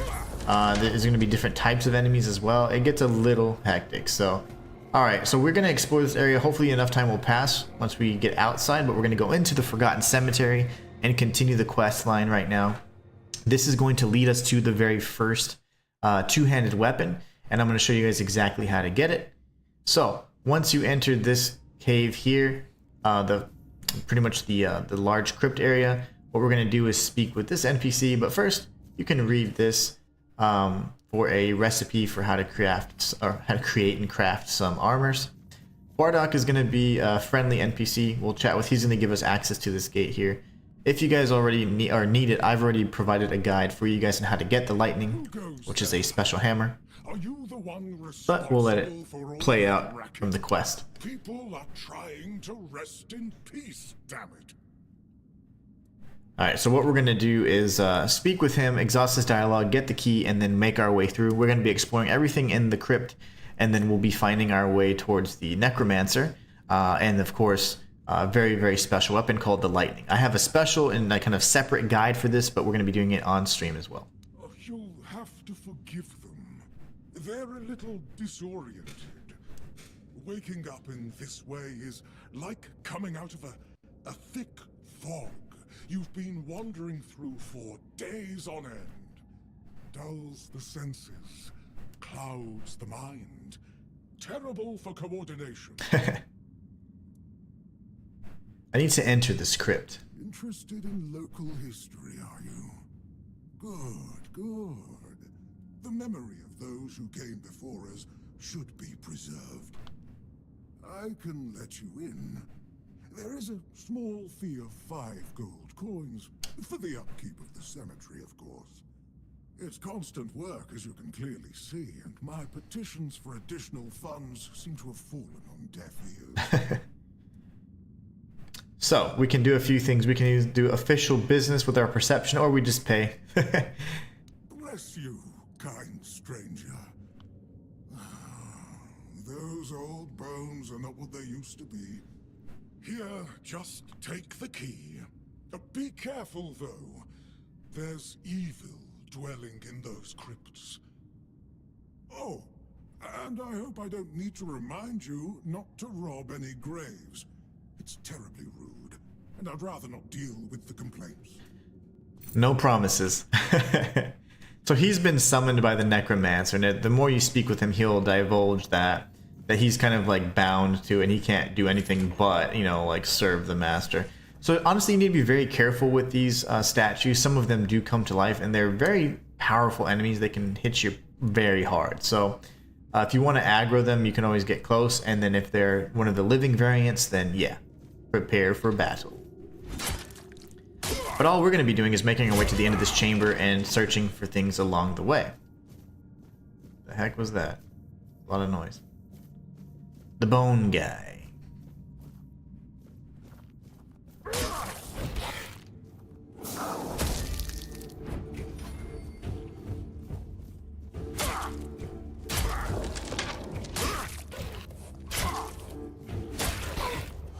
Very nice. All right. We're about to get maxed out on skulls here. If you want to, oh my gosh, so the stone creatures that I told you about, the sentinels, you can actually take their weapons, but they weigh 100 pounds. So good luck with that. There are ways to decrease the weight of your gear, but it's probably not very likely you're going to be running around with those pretty early on. So there's a soul stone there, cabbage, all kinds of yummy stuff we can take. The soul stones are amulets, and essentially like it'll actually get destroyed. So you can charge the soul stone, and when it's fully charged, the actual amulet gets destroyed, but you get full health and mana. So it's like if you're gonna you're gonna get in a really tough fight, that's not a bad thing to go ahead and pop ahead of time. But anyway, since we're here, make sure we get all of these things read. That increases your perception. I just wanted to make sure there wasn't another one. Yeah, that's the one. So that gets your perception up by 1. So from here, you can go anyway. I honestly went left first. We're going to be circling around through the entire area as it is. I feel like these guys are so huge, the undead.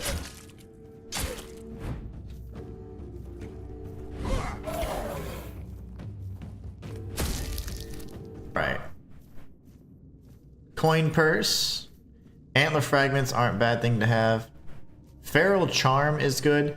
That's going to just straight up increase your physical damage by 3%.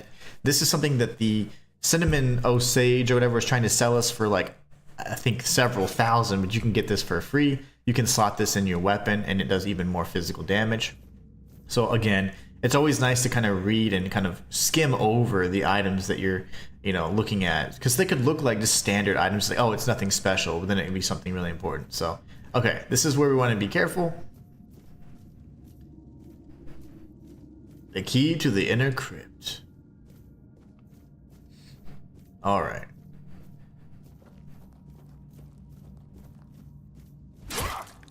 Peekaboo.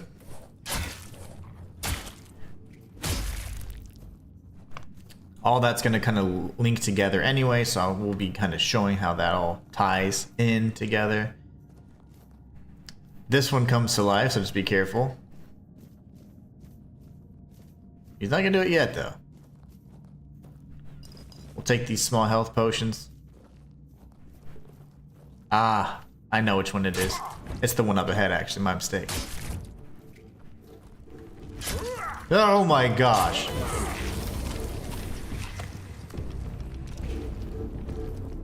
Okay, we need to be careful because these Lost Knights hit incredibly hard. They can cover some ground too. Okay.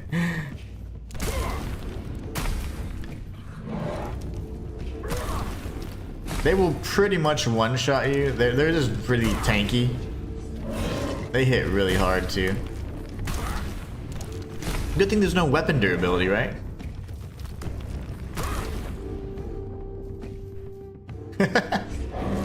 One of those Elden Ring charges winding up.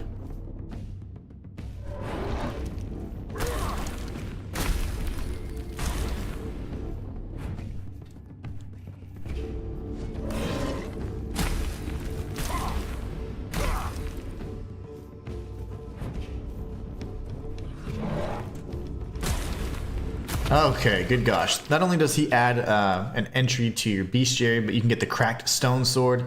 The cracked stone sword does weigh over 100 pounds, so I'll carry it, and now I'm over encumbered.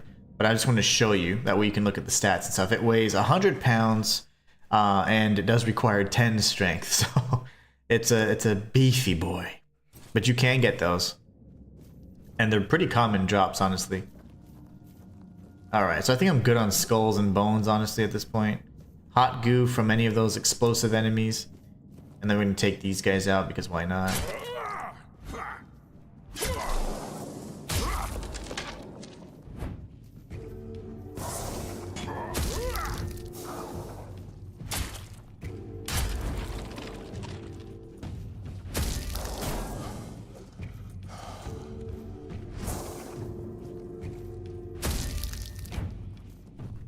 There you go. Ethereal cobweb, yes please. And there are going to be some goodies in some of these chests, or these like tombs as well, so pick up what you can. Honestly, a lot of these things, that if we can use them, we're going to keep them. If we can't use them, we're going to sell them, so.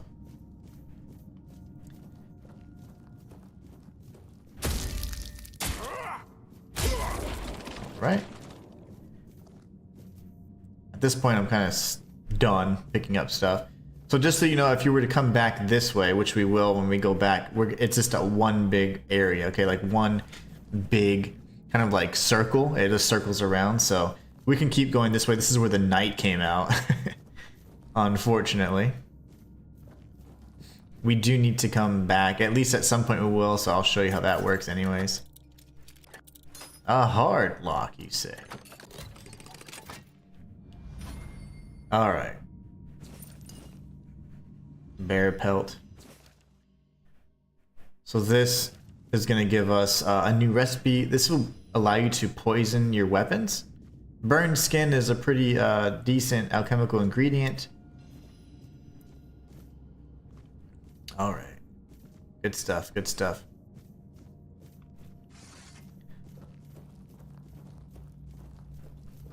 There will be, I think, another night if I'm not mistaken.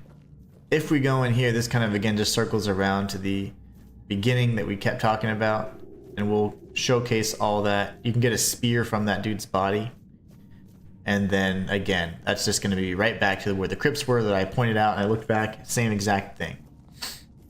Alright, so now what we're going to do is we're going to go in here. This is going to be the chamber where things pop off. And from here, there's a few options we can take. We can go and speak with the necromancer. But first, what I want to do is I want to show you how to get the weapon. So again, I already have a guide for this, so if you want to do it, you can. You can just skip to the guide. But honestly, what I like to do is just go to here first, and that way you can collect your weapon and a few other goodies before coming back and then exploring the rest of the area before speaking with the necromancer and deciding how you want to handle that. This is the lightning. This is an incredibly powerful weapon you can get. This is the weapon, one of two two-handed weapons that you can get really, really early on that I'm going to show you. So again, it does have quite a bit of hefty requirements, but 12 strength, 4 endurance, that is just a massively strong weapon that's going to just really increase your damage output exponentially. There's not really much else that's going to do that much damage this early on. So finding it this early is just great. So 12 strength, 4 endurance, not too much to ask for in terms of attribute requirements, because you're going to be getting those all, very shortly. So Morgan's Sensor, you can pick that up, and what you want to do is just another type of collectible. You consume it, and then you get max mana. So you can do that, even though we're not necessarily mana users, if you will. We don't do that stuff. But yeah, really cool items. That's permanent upgrade, by the way. And just keep kind of looking at all these little nooks and crannies for anything else. There's going to be different spells and potions you can pick up as well before we circle back out to the one of the exits. Most of these areas, like I've mentioned before, just really do great to reward you for exploring really thoroughly. And we get another Keeper's Tag here. So this kind of points you in. This is the area we're at. I keep pointing to that wall, pointing back. That's the entrance over there. This is the area where we first aggroed the knight and killed those skeletons. So just to kind of piece it together for you. And this will link back over to the beginning area and the entrance. And then what we're going to do is as we come back, we're going to be going right. That way we can just show everything. And then we'll be dealing with the necromancer a number of different ways. And I'll tell you kind of the different outcomes you can have based on your interactions. We got an Essence Channeler. That one's free. Those are usually very expensive. But we did pick up a bunch of good stuff. Essence Channeler, again, is good for any kind of mage. And then we get books. It's going to show you how to make different things like armor and whatever else, like from dead bodies. So this is going to be like from the drowned corpses now. And then also the corpse eaters, which is really nice. So you're going to be learning all kinds of things like that. We already have this as well. So, I mean, more and more good stuff along the way. Just loving it. Loving it. Okay. So now what we're going to do is drop down here, take out this corpse eater if he allows us to. There he is. Make sure you always read any of the books. That way you can get the recipes. He was trying to eat the corpse, but he didn't. So just so you know, this would be the beginning. So all we're going to do is go right now. So that would have been, an area we can't reach. But I wanted to show you that way because it does all link together. This is where we killed the corpse eater. This is where we killed all the skeletons. And this is where we found the rusted spear. This is a lost knight wakes up from here. We can kill him as well. Just for the XP. Not a bad thing to do. Again, these guys hit so freaking hard, so do not get hit by them.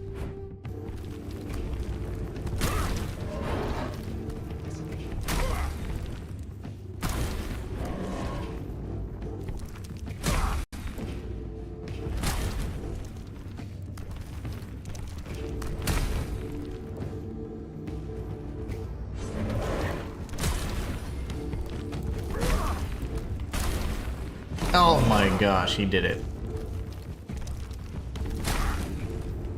One more hit and he's dead. Alright, that's crazy. They almost always drop their cracked swords, just so you know. Those guys are not very nice.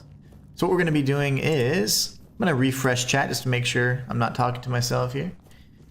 And we are going to go back towards the Necromancer in just a moment. But before we chat with him, we can look at some of these items. There's like monster blood and other little alchemical ingredients. And then we have an alchemy table, so if we need to make more potions, we're able to do that as well. Honestly, I think I might try and make a few. How many did we use? Okay, no, we have plenty. So we're in good shape right now. You can always mine these ore and things like that, and then you have all of this different stuff here, like alchemical ingredients. And then the ore. We saw ore next to the other Lost Knights as well. But this is a good spot to now save, because now we have the weapon in hand. And we're going to go ahead and chat with him. There's two outcomes for this. You can either kind of do it in a semi-peaceful way, or you can just engage in combat. We're chaotic neutral. So what do you think we're going to do? It's advanced magic. Very fragile. Marcus, what's going on? Marcus says you're not talking to yourself, bro. Okay, awesome. I just wasn't sure. I have to refresh my chat in OBS because sometimes it doesn't... Your chats don't come through, and I think it's because ever since I started multi-streaming or streaming to different platforms at the same time, it doesn't pull in the chat. So I was like, let me just make sure you guys aren't like, hey, I hate to ignore you guys. I always want to make sure I'm answering any questions you guys have along the way. But thanks, Marcus. Okay, so the Necromancer says, he obviously is like, hey, be careful, whatever. You can actually chat with him, and he will express that he's just trying to find a way to end the cycle of death, blah, blah, blah. Very typical Necromancer stuff, right? That would be one outcome. You then go and he's like, well, what better way would I learn about death? Well, we say, let's talk with someone that is dead. So we'd go back to Hwardok, which was the guy that let us in. He gave us the key. And then he'd say, yeah, no, death is like, you're not supposed to mess with it. And then he's like, the only way to experience it is to do it myself. So then he would unalive himself. And then he just ended up being like a mindless zombie. That's outcome number one. Outcome number two, I've never seen it before, so let's do it. I'm here to stop you. Very well. Do you know what I like most about the dead? They don't tire, and they don't feel pain. But you will. Lovely. Oh, that was awesome.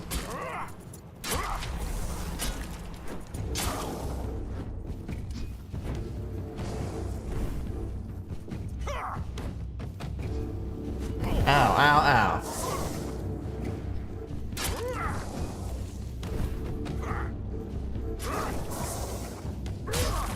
I'm coming for you.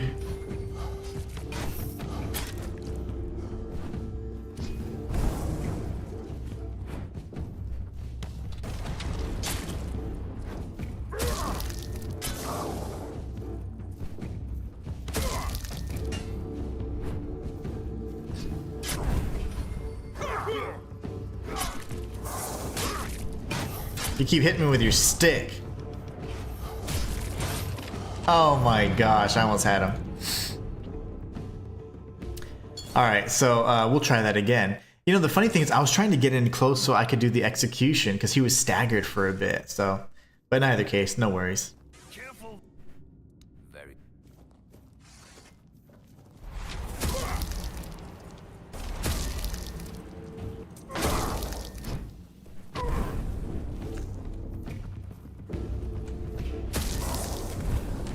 Very nice. He tried to explode the corpse on me. What a jerkwad.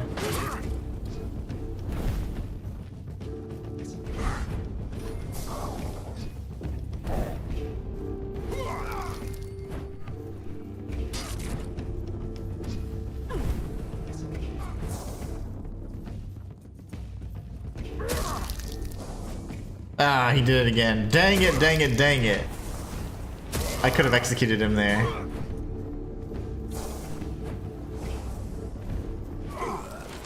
Okay, the Necromancer has been dealt with. So now we can actually speak with him. I mean, not speak with, I'm sorry, loot him and get all of his stuff. And let's see here.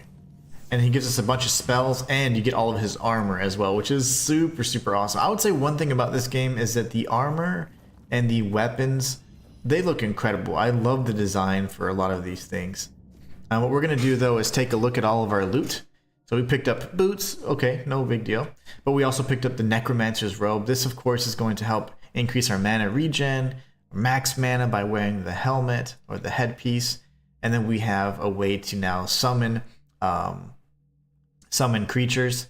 We have like skeletal army and whatever else, and then the skull staff. This is his special skull staff. There's a staff that looks very similar, but this one is going to be more important. It's a named staff in that regard.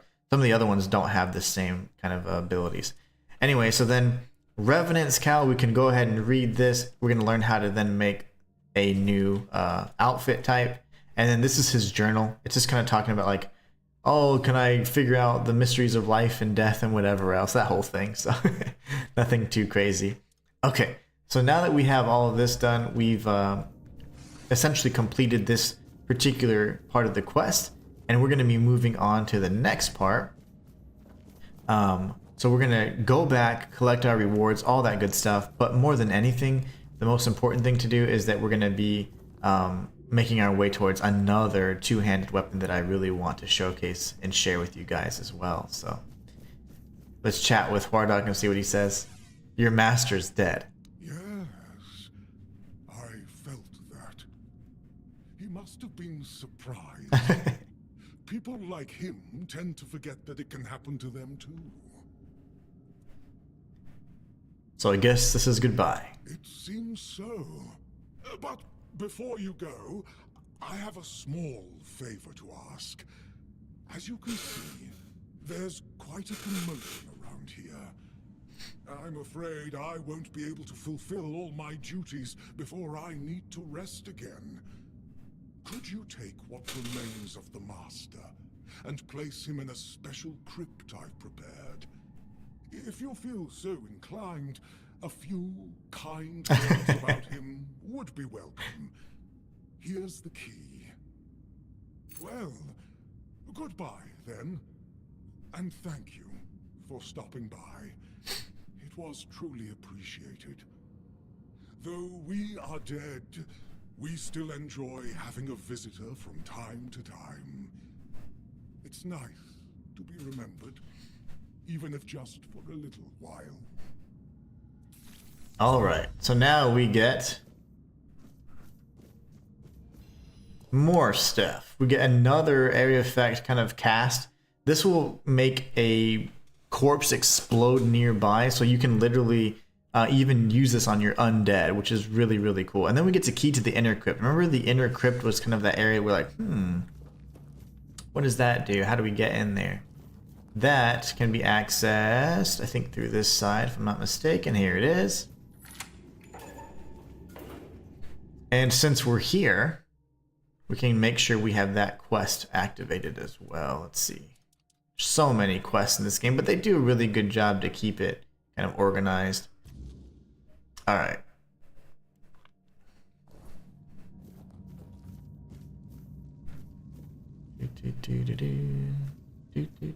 And my version of it, my variant of it, I ended up having him unalive himself. He became undead.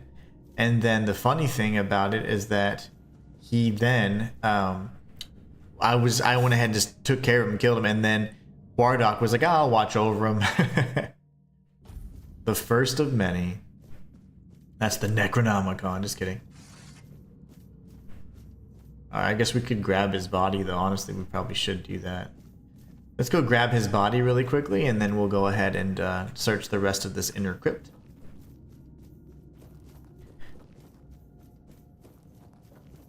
We are quite heavy right now. Monstrosity says, good afternoon. Good afternoon to you. Hopefully his remains don't weigh that much, because I'm about capped out on my weight. Yorath's Remembrance. Quest item. And what we're going to be doing is placing it in the special crypt.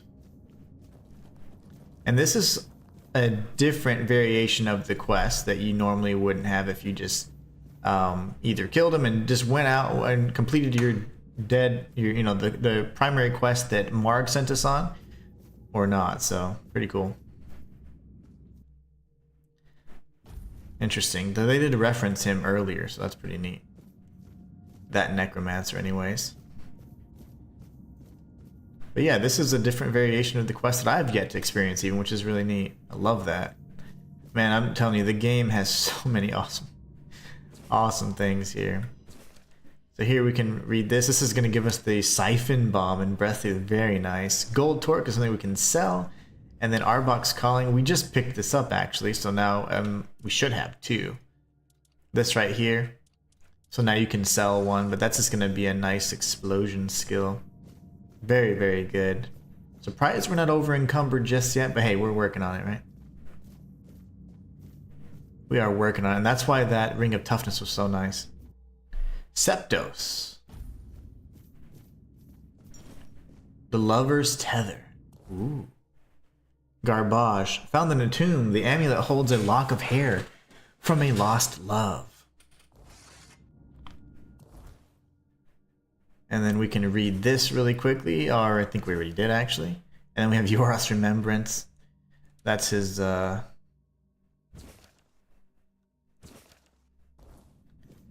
is his remains actually. Let's see, do I have enough weight for this? Oh yeah, I do. I think so. I think I may. We're gonna go back after this quest and sell everything we can. Gofraid. Monstrosity, thank you so much.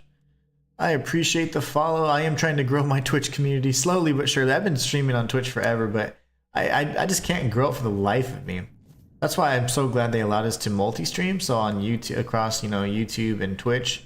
Before it was really difficult because you had to stream on one and then you would have to then wait. I think it was a 24-hour period or longer, and then you'd have to post, and it was so annoying. But I'm glad they kind of got rid of all that. Ephion. Ah. Wish we could grab some of these things. May I?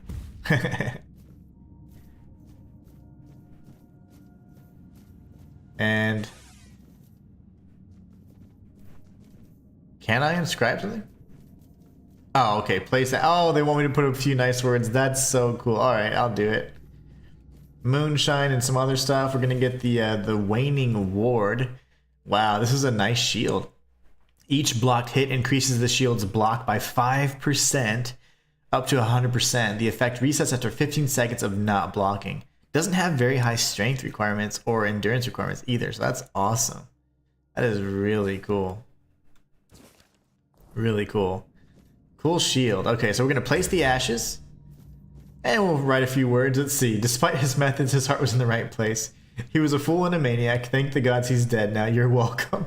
He picked a bone with the wrong person. It was a grave mistake. Love it. To my knowledge, the 24-hour exclusivity window is still in place. No, it's not. It's not anymore. It's been about ever since I restarted. So years ago I streamed on Twitch first, but I'm a full-time content creator on YouTube, but I wanted to grow my streaming community, and it was just at the time, in my opinion, easier and better to do that in from Twitch, because the streaming on Twitch was just better in my opinion, especially with all the the different features and whatever else. But long story short, back then there was an exclusivity clause. Now you're allowed to multi-stream, so people had always risked it, even from the beginning. People had always kind of risked it and done all those things, but I never did. I always was by the book. And one thing that I found was that, like, over time, it was like 2 years ago, I think they actually lifted that. So we get a key to the crypt, dagger, all this stuff. No, I'm gonna leave this man. He's finally resting. He is resting at last. But no, they actually lifted that clause several years back, and the moment that I started multi-streaming is when I had already learned that had been lifted. So I was like, oh, that's nice. But yeah, you can actually stream across all those different platforms now. Okay, so now that we're here, we could explore more of the crypt, but we do need to head back. We're just about over encumbered. So we're going to be heading back this way, going to the keep, getting rid of some of our things so we can go ahead and deposit some items. Always grab the sage. We need the sage for the potions, so. Marcus says, I'm in UK. Really hope you'll be streaming again soon. We have to bail soon. Yeah, no worries, no worries. I will be streaming this all week, and then we'll be finishing up Clair Obscur at some point as well. And then I'll continue. The reason why I really wanted to play this is because I have not been able to put this game down. And the dev sent me a copy of the game a few days early. I just wasn't able to really take advantage of it because I had some like real life things to deal with. And they even sent me a collector's edition of the game. So it's just, I'm just like, wow, this game is, it's not even because of the fact that they did that. I'd never heard about the game. And then I was like, oh my gosh, this is just like one of my favorite types of games, which would be like the Bethesda likes, if you will. Oblivion, Skyrim, all of those types of games. And so I was like, this is so much fun, and I love the setting, I love the kookiness of it, and it's just fun. It's just a really good game, and I was pleasantly surprised at how dang good it is. So yeah, I will be playing this and streaming this the rest of the week, and then we have to, my streaming schedule will change next week in June. So we're going to be heading to the stash and depositing some of these items, putting some of these things away. We have so much stuff on our person right now. And remember, you can actually put away things like your crafting things and all that stuff, and you'll be fine. Like you'll still be able to craft, essentially, is what I'm saying. All right, so let's make sure we put all these things. We want to keep our tools on hand, but we can get rid of, we're going to keep this because I'll be able to use that here shortly. We can get rid of these. I say get rid of, you know what I mean. Stash it away. I'm not actually getting rid of it. I want to keep it. I like it. I like it. Unfortunately, this is where the bug kind of comes into play. Marcus is brilliant. Half subscribers will be looking out. But oh, awesome, man. Thanks so much, Marcus. I appreciate you, man. Have a great rest of your day and be safe. And yeah, you check out the VODs if you want to. The first part of this, the Horns of the South, I'm going to be covering and trying to do different options, but also show you things that I know, like fixed locations of loot and all that. But like this, that was a secondary part of the quest that I didn't even get to see, so it's really fun. So we'll be exploring the game together. All right, so the bug that I don't like, it's unfortunately something we have to deal with right now, is the fact that if in the menu, when you're stashing away items or anything like that, you cannot see the item description unless it's the very first item that you are on, right? So like if you're just now open up or tab over, this is the very first item I'm on, so I can see that it's Thorn Helmet, but if I move, I can't see it anymore. So it's quite annoying, unfortunately. So you do have to, you know, unfortunately, like do a lot of extra steps on console right now if you're trying to see this, and I'm like, oh, it's so frustrating, but it's fine. It's one of those things where I'm like, one of the few things that I am like, come on. I really hope that they address that soon, because if you're trying to look for a relic to slot into your weapon or anything like that, it can be quite a hassle. So we're going to be putting away all these ingredients for now. And I tested this a few days ago, but putting away the ingredients still allows you to do things like cook and craft. So this will also reduce our weight significantly. There are some things like having the relics that you have to unfortunately have on your person, which is, and it's fine, but nearly everything else you can grab directly from your stash. So we're going to put all these away. We've already read all of those anyways. We don't need books on our person. We're a warrior after all. The Lover's Tether I think is really cool. I'm actually going to leave that one and then we can sell the rest. The Lover's Tether looks neat because it's like, that's like named almost. And you know me, I love collecting stuff. Monstrosity says, just trusted and verified, and holy crud, I was behind on this. Time to learn how to multi-stream. Yeah, if you use OBS, I mean, I could give you some tips on how to do it. I am a full-time content creator, and I've been doing it for 3 years, going on 4 years this September.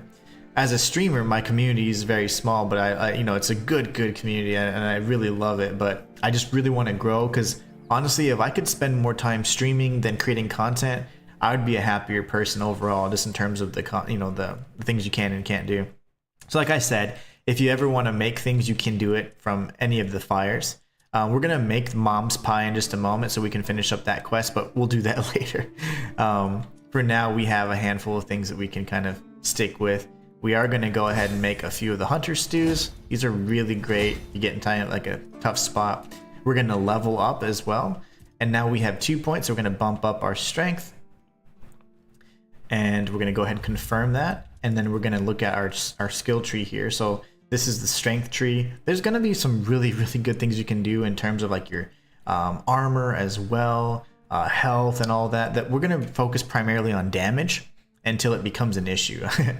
So first things first, attacks with two-handed weapons are stronger, very good.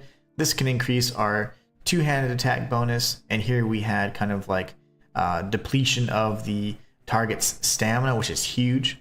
I really like this as well because we're able to then swing like crazy, so I do like that. Ooh, I like that a lot. And then we have Fury without fatigue. Reduce stamina cost of heavy attacks with two-handed weapons. I'm okay with most of those right now. And you get lifesteal as well. That's beautiful. So let's go with max damage first, and then we're gonna go and get some lifesteal a little bit later. That's beautiful. I love that.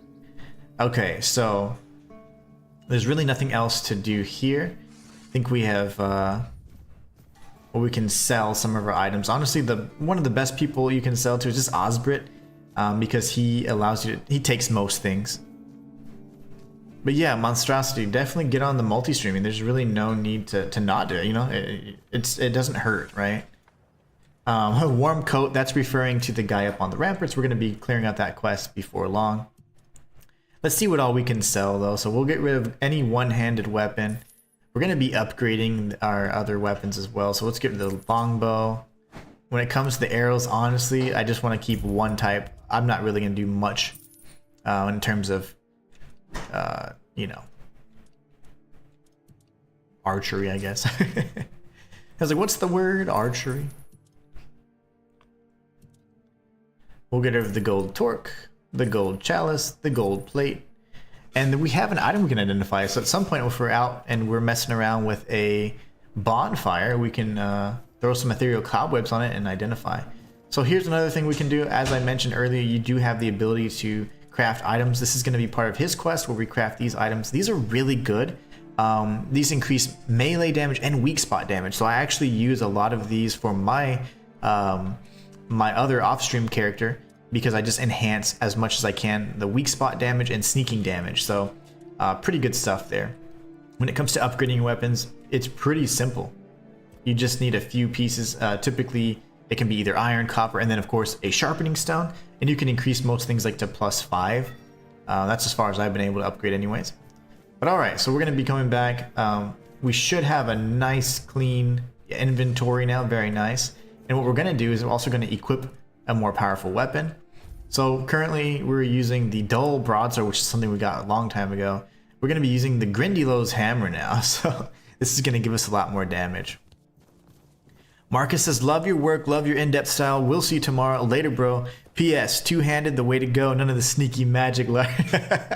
Hey, I can snipe like nobody's business. I might showcase some of my snipe. I have a video, actually. So if you want to watch it, it's on my actual video section, and you'll see that I did like some crazy snipes. Just like the first day or two that I had it, I was like, oh my gosh. So check it out, bro. But Marcus, man, pleasure to have you. Hope you have a great rest of your day, and I'll catch you next time. Just so you know, I am a full-time content creator, and this is my smallest channel. I have a lore channel and everything else, so just check it out. They're all linked to like the homepage and stuff, so be sure to check it out, man. It helps out a lot. Okay, so now that we're here, we're going to go back to the crypt area, and then of course we can start closing out some of these quests. The reason why I want to go to the crypt is twofold. We'll cover that in just a moment. So right now it kind of cycled back to that main quest, no big deal. We need to go to this one here in just a moment. Okay, very good. We'll be speaking with Fergus in just a moment. Will do. Thank you so much, Marcus. Take care, brother. He actually has more of a quest to do, and we can actually speak with him about it. So when we have taken care of the Necromancer, we can let him know, and this is going to allow us to get another important piece of information. Ironic, don't you think? Well, at least we'll have some peace and quiet around here again. You can report a job well done to the quartermaster. Aren't you curious about the details? You fought and you won. That's all that matters to me. We're both busy individuals. And maybe one day, if Avalon permits, we'll share this tale by the campfire. But for now, Let's focus on what's in front of us. Since you've proven you're brave enough to face the undead. There you go. This is the important part. You're not afraid of the night either, are you? So, we can say, of course not. Why? Or either way, it doesn't matter. He's going to now give us more information about somebody that was visiting and knows how to get a good source of ethereal cobweb. I'm going to show you guys how to get most ethereal cobweb the quickest, so that you don't have to get 10 at a time. You can get 35 if you want. I might have another job for you if you're interested. A while ago, another traveler came through here bragging that he found a place where you could easily gather ethereal cobwebs. He was supposed to return with proof, but, well, I'm afraid he may have met an unfortunate end, as often happens. But I'm still curious about the place he mentioned. Fine, I'll let you know what I find. That's good. Hand me a map. I don't know the exact location, but you should find it in this area. Good luck. Alright.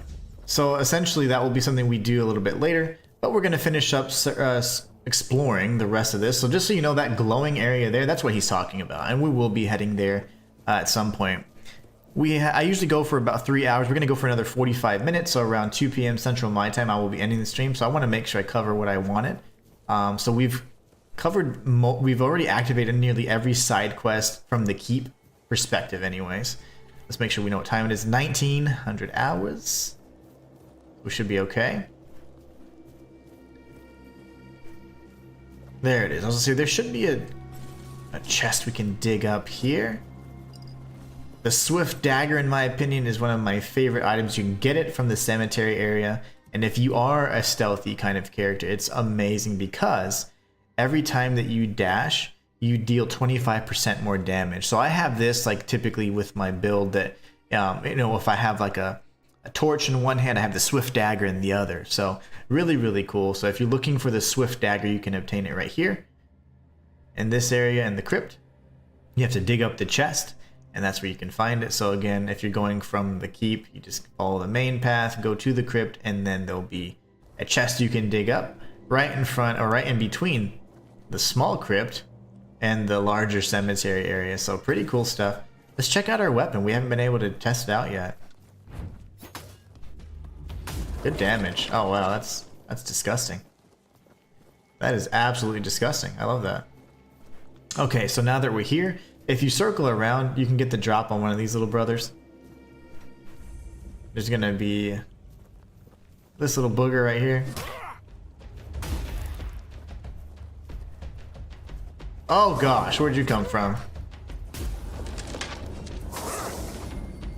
The stagger, my gosh. Ethereal cobwebs, yes please. If you want to pick up all that stuff, if there is leather and sharpening stones, things like that, please always make it a point to pick those up. Prioritize that.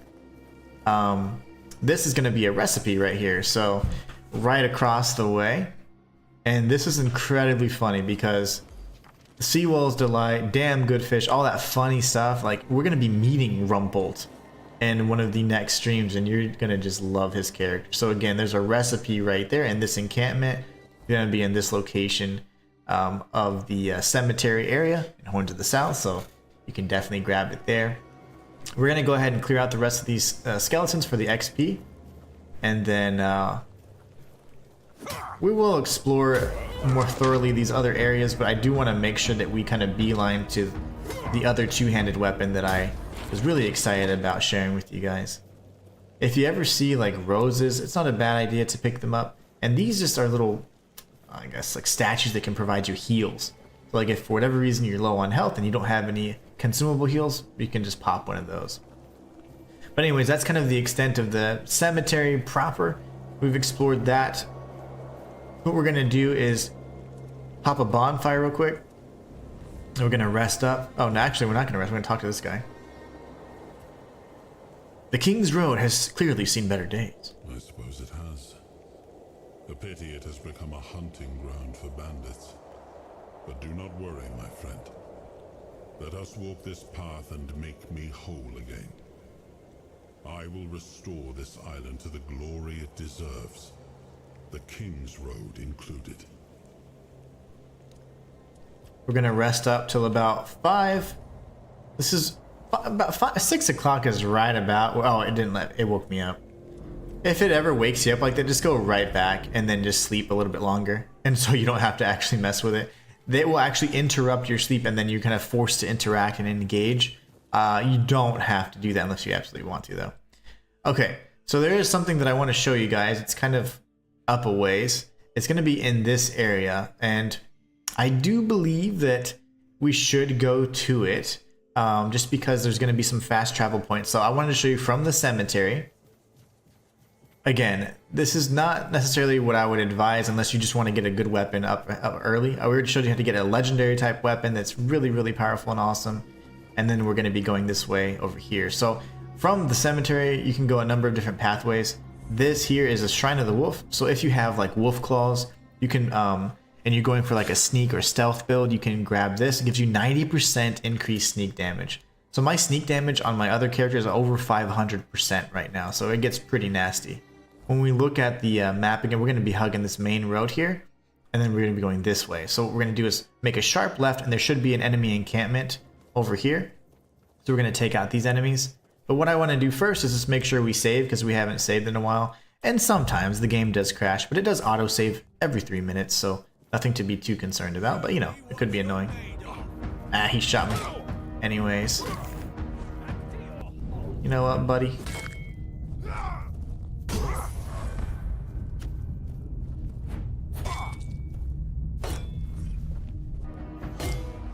Gotcha. Branded skin, we get Fool's Rush and a bunch of other fun stuff here. Don't really care for some of this other armor. Always use your evasion. Any chance you get anyways.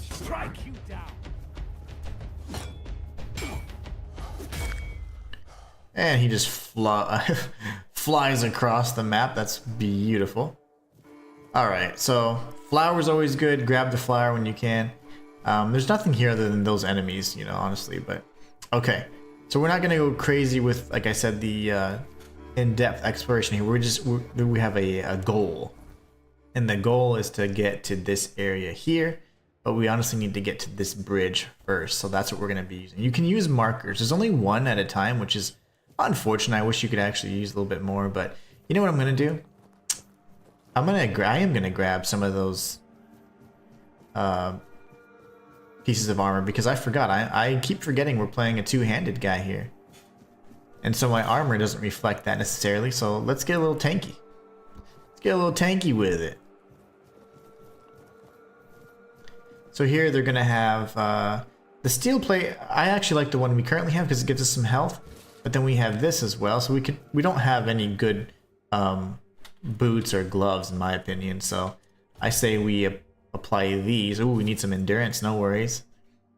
Still better than what we had. Go ahead and just drop those. I don't really care for those. And then the fisherman's boots give us the same amount of armor, so nothing special there. These would give us a little bit more with the leather. Worn leather boots, fisherman's boots. Okay, so we can just end up selling those occasionally, eventually. Branded skin, all good. Huh. These are going to be chipped as well. Oh my gosh. What are you doing here? What are you doing here?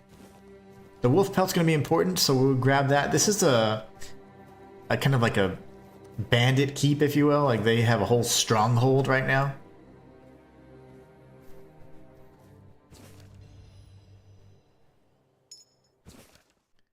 A neatly folded letter.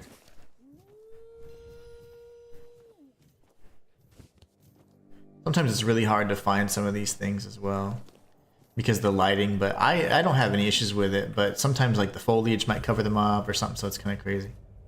Hello, friend.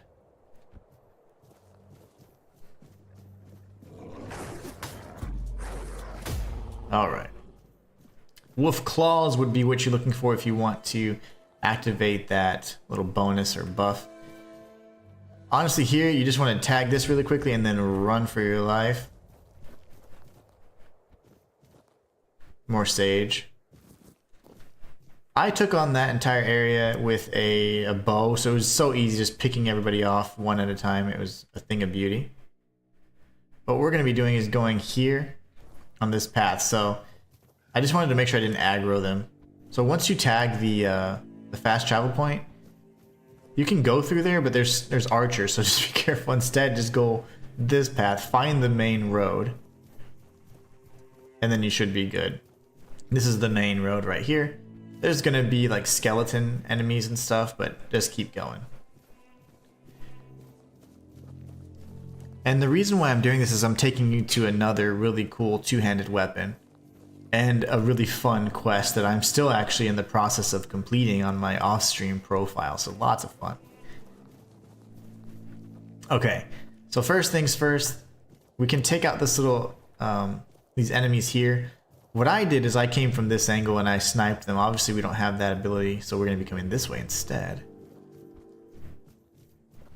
Prepare for battle. Disgraced Knights have fire abilities, so they're pretty powerful actually. Oh, they're doubling up on me. That's not cool.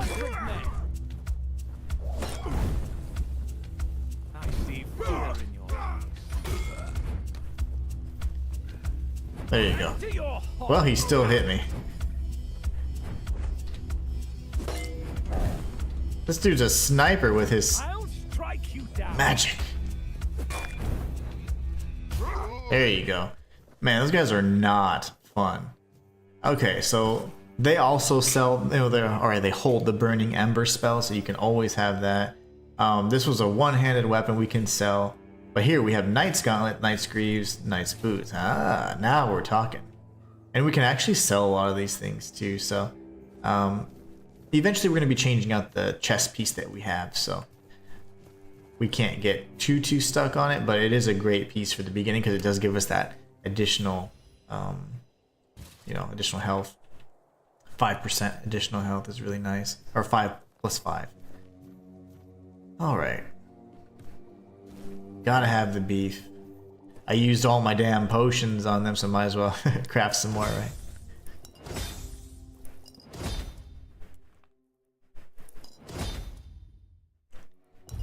Alright, that'll hold us over. Sharpening Stone, then we get this right here, Arcane Weaver's Prism. That's gonna be, I think it's a amulet, if I'm not mistaken, or a relic. Yeah, it's an amulet that increases your mana regen by +2, so not bad at all. Pretty cool. What we're gonna do now is go to our equipment, and then we can actually apply something that's not jacked up. We do need a lot more, like, technically, like, stats for this, but it gives us about the same, like 4 when it's at optimal. Unfortunately, this one won't be optimal because we're actually getting less from the Knight's Gauntlets versus the Chipped, because you can see there, there's more of a penalty for it, so we can't wear those just yet. Let's take a look at the pants, though. Still better, so I'm fine with it. Increases max stamina by 7. We won't get that passive effect unless we have the 5 endurance, but hey, better than nothing. And then let's see here. Oh, I didn't even pick up the armor, so you were fine. What about the boots? Gives us a little bit more armor. Okay, cool. Yeah, I like it. I like it. We're getting kind of heavy, though. That's the thing. So we're going to have to start working on our encumbrance, too. And then we're going to start losing dashes. As you can see, the dash cooldown, and we only get 1 at a time now, whereas you can get up to 2 or 3 in other instances. So you can mine the ore there if you want, but instead we're going to be going this way. Picking up the sage so we can make more potions as we need to. But we're going to go on this main path here, and there's going to be a bridge and a really crazy guy that keeps talking about, like, bees. And his name's Brock Miala. We're going to be completing his quest before long. But honestly, the first thing we want to do is go here. Don't speak to him yet, because we're going to be doing that quest in due time. What you want to do is go and cross this beach. And we can take on these drowned dudes.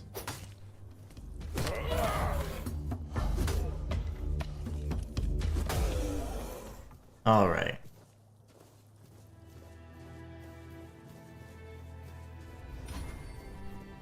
Now we tag the fast travel point. So all we did from the map is that we came from essentially the crypt, which was right here. We followed this main path, destroyed the bandit camp. There was a big fortress here called the Abandoned Stronghold, but we passed it. And this is where Brock is at. We're going to actually not go there. Instead, we passed over to this way, and we're going to be heading over here instead. So this is the Tomb of the Good Druid. This is at least the fast travel point for that particular area. What we're going to be doing is actually exploring a little bit beyond this area, and I'll show you where that leads to. So first thing I'm going to do is actually, because my weight is so heavy, I can feel the difference in my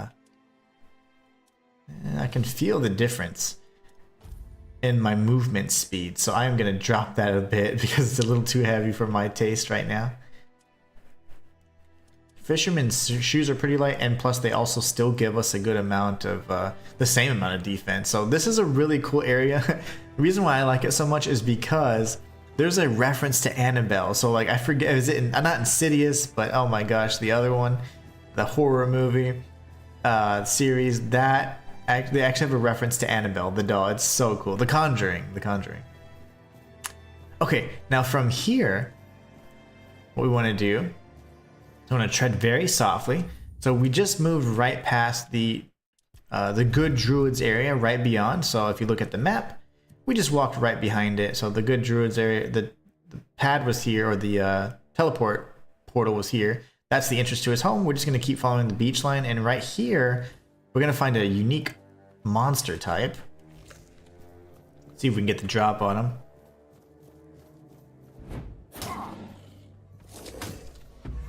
Oh god, he kicks so hard.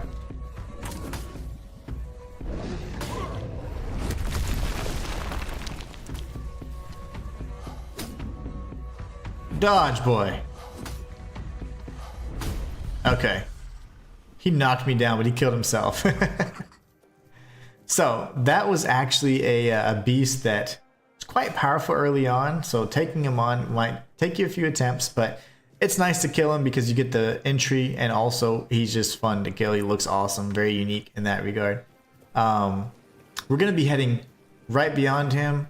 You're gonna see like this little glowing type statue. This is where you can get some ethereal cobwebs, and then you're gonna see these druids here. That's the most important part. But first, let's go ahead and just loot what's around.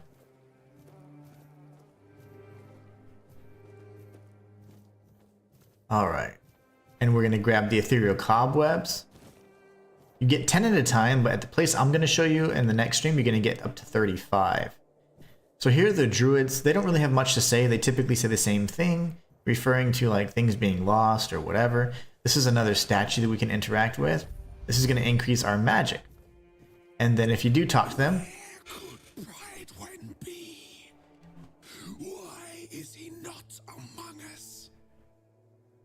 Pridewind is one of the druid leaders, and we will actually be interacting with him later on in one of the future streams. So let's dig up this chest, and guys, we're gonna get something called the Big Bonk.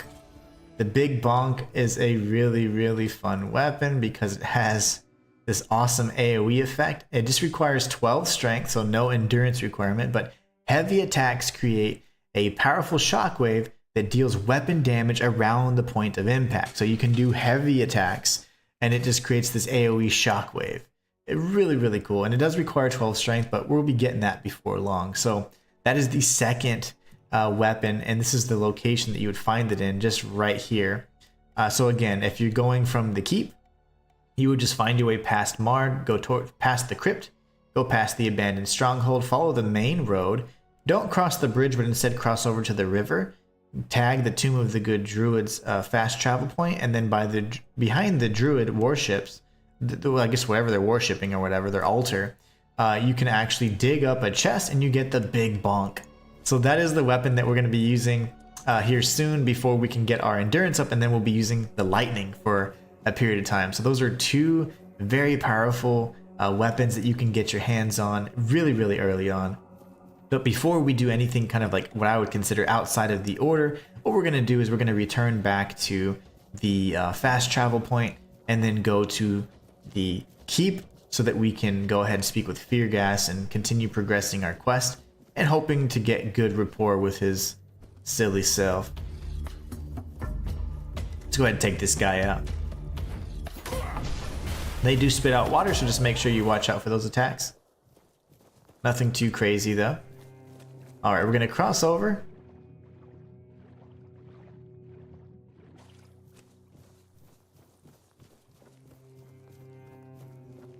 always grab the sage. Try and start recognizing what some of this foliage and stuff looks like. The flora and fauna are important to remember, so. Alright, so we're going to go here to the Tomb of the Good Druid, and then we can return back to the keep, the Horns of the South area, and then since we're here, hey, he's awake. Now we'll be able to speak with Fergus, gain a little bit of trust, not much, just enough.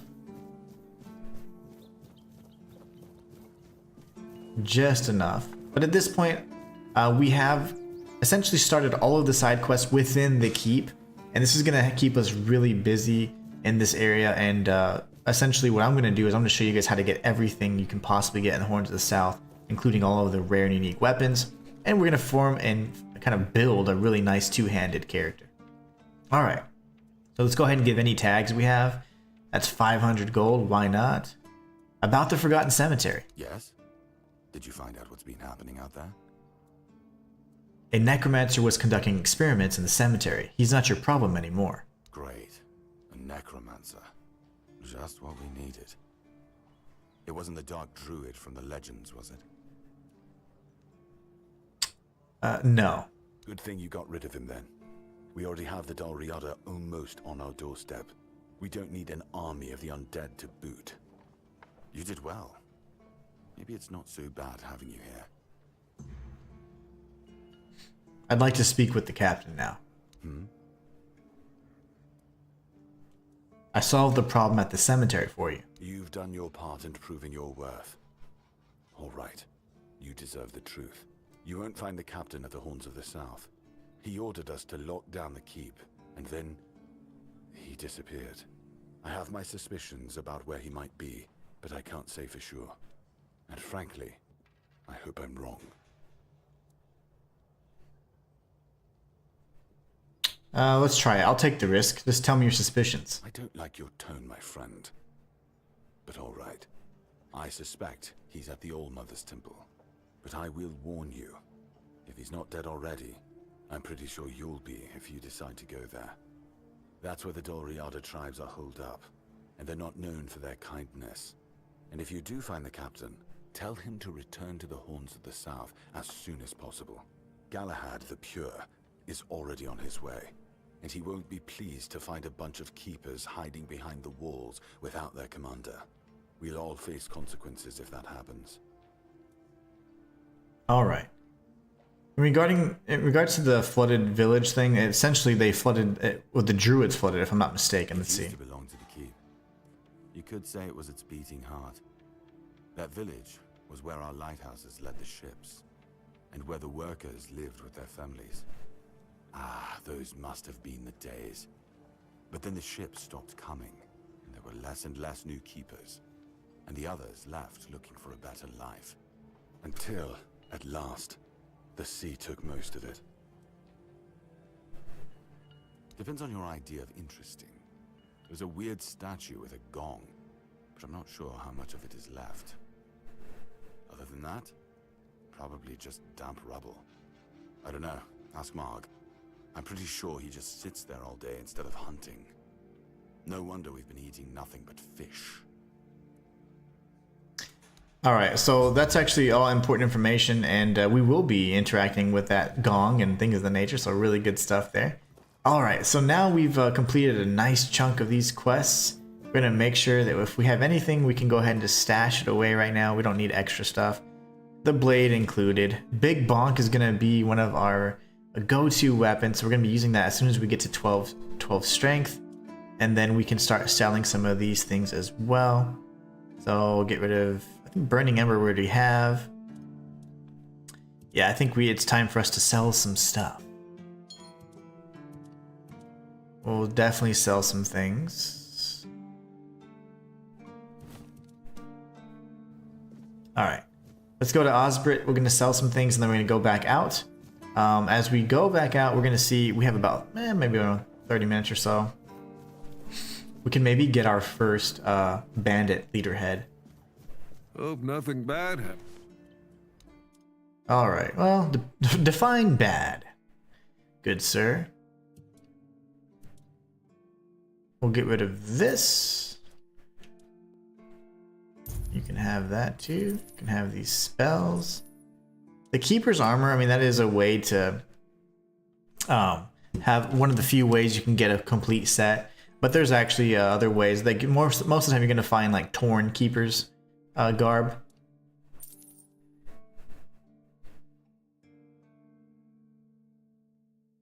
Somehow the torn...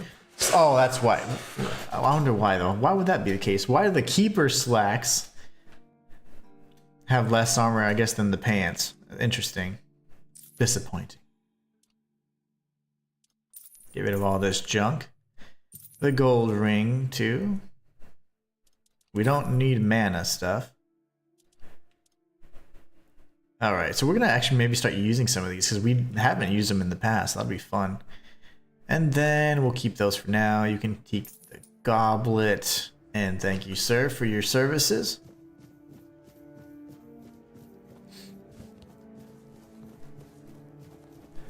Alright. Dude's asleep still. Okay, so from here, what we're going to do is we're going to be heading straight towards Fingerless Comb. See if we can take him down at this point. He is quite difficult.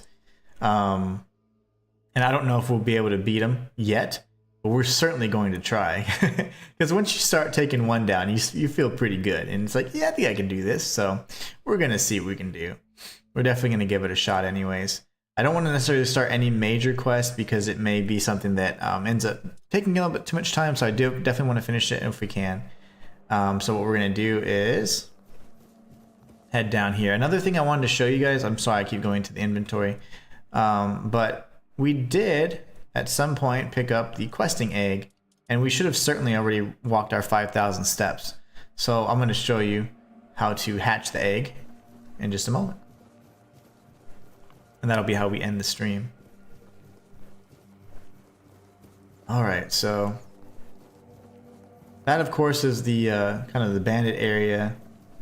We already talked with Abigor, really tough guy. We'll talk with him a little bit later. We'll have a rematch at some point.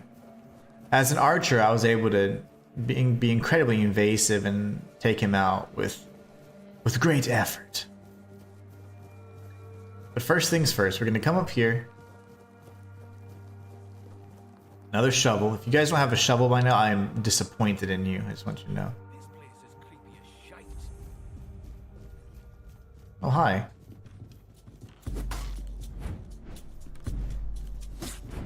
Don't you dare. Okay. Where did he go? Oh my gosh. Okay. Ragdoll physics. Our ragdolling. Wooden club. Very nice. Very nice. Alright, so read the letter from a shady merchant. We're gonna be heading up this way, just so you know. Oh gosh. Oh, you see me, don't you? How do you like me now? You're in for a world of... World of what? What am I in for a world of, sir? Alright, so he's not feeling too good. He'll feel that in the morning. There's not really too much else here, but we can grab this. Mistletoe is going to be important for later, but we don't need it. It's just important for what it stands for, what it means. And we'll learn that from our little physician friend here. This is the other side of the area we had already explored with the big giant. So we're just on this side right now. And we're going to be heading up the this gate here. That guy's just not feeling too good. That's how I sit in the shower when I had a bad day, you know. Okay, so we're gonna be coming up here on this rampart wall here on the east gate and taking out all the enemies that we can.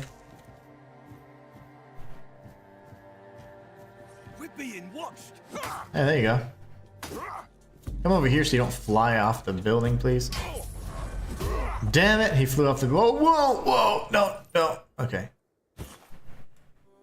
Hang on. Hold. This is crazy. Don't do it. Hold on. for dear life, little brother. You can do it. You can do it.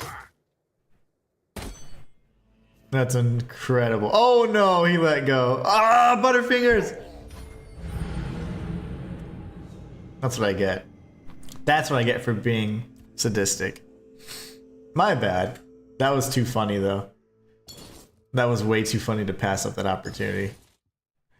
I love those kinds of bugs and glitches and weird stuff like that. So fun. Okay. Let's see where we left off. We should probably be up on the rampart wall, if not right next to it. Goody. Did I read this letter yet? I did. Did I grab all the... Oh, I did everything already. Okay, cool. So now we just need... he's dead too. Everybody's dead. Literally just need to walk up here then. Lovely. That was too funny. Oh my gosh.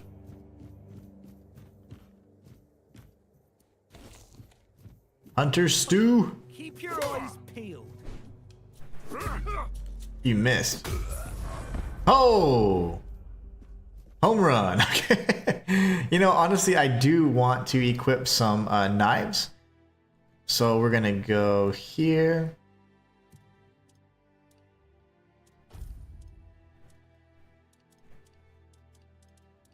Throw these bad boys in there as well. Let's go loot the body. We're gonna equip our knives. Want the stomachaca or whatever? Stomach? Stomach? Stomach? Maybe it's stomach. Go this way. And there's gonna be some bros. An archer bro, if I'm not mistaken, to the left. Watch your backs. Okay. Wait. Who said say your prayers? There's somebody that usually comes down and around from here, but... yeah. I'll have your head on a pike. Will you? Oh, really, sir? He's dead. Not very smart, are you? Okay, we can go this way. Honestly, they all circle around. Like, a lot of the paths are going to converge in different dungeons, different areas you explore, and whatever. That's going to be the main enemy we want to defeat, but we're not going to do that just yet. Instead, we're kind of just exploring. Going to get this gold coin purse here. There's some ale if you want it. And then we're going to come up here. So we defeated the enemy that ran down, right? And he's stuck and dead in there, so we're just coming around. I like to show you guys so you guys don't think I'm just like missing anything or not showing you all the goodies. There we have a charged soul stone. Yet another. That's the one where if you kill a handful of enemies, you're then able to get full health and mana. I have an alchemy station up here. We're gonna make tons of potions actually because the dude we're about to fight is quite the jerk. And then we're gonna make our way up this little tower here.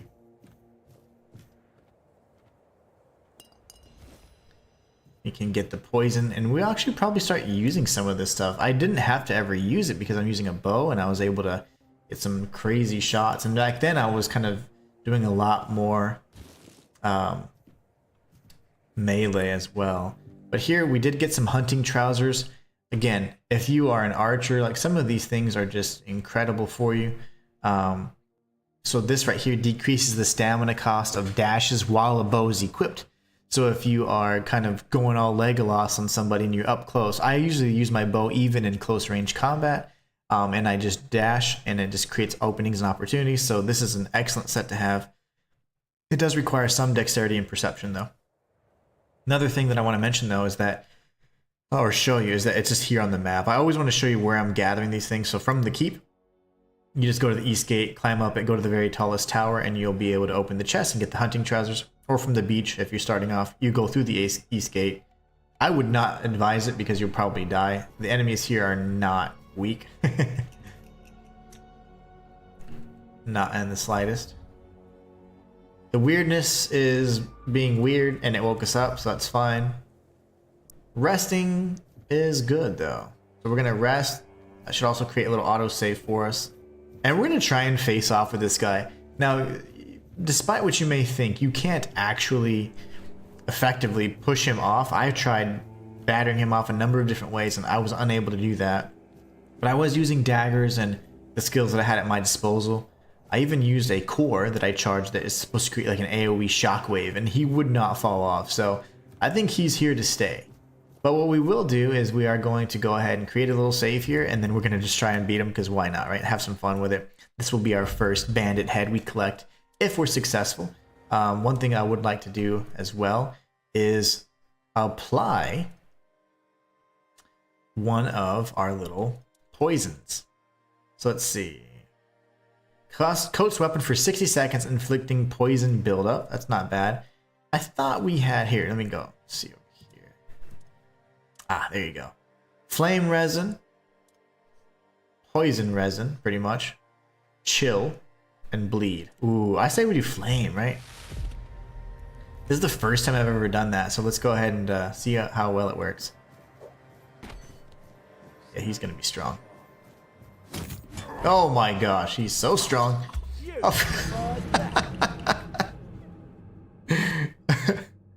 He's too strong.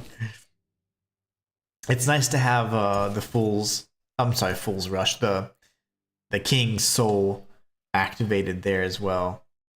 But yeah, some of these enemies are going to be pretty tough. I've never fought them melee before, so that was my bad. I'm gonna pop this ahead of time. Throw this at his head. You're only making me angrier.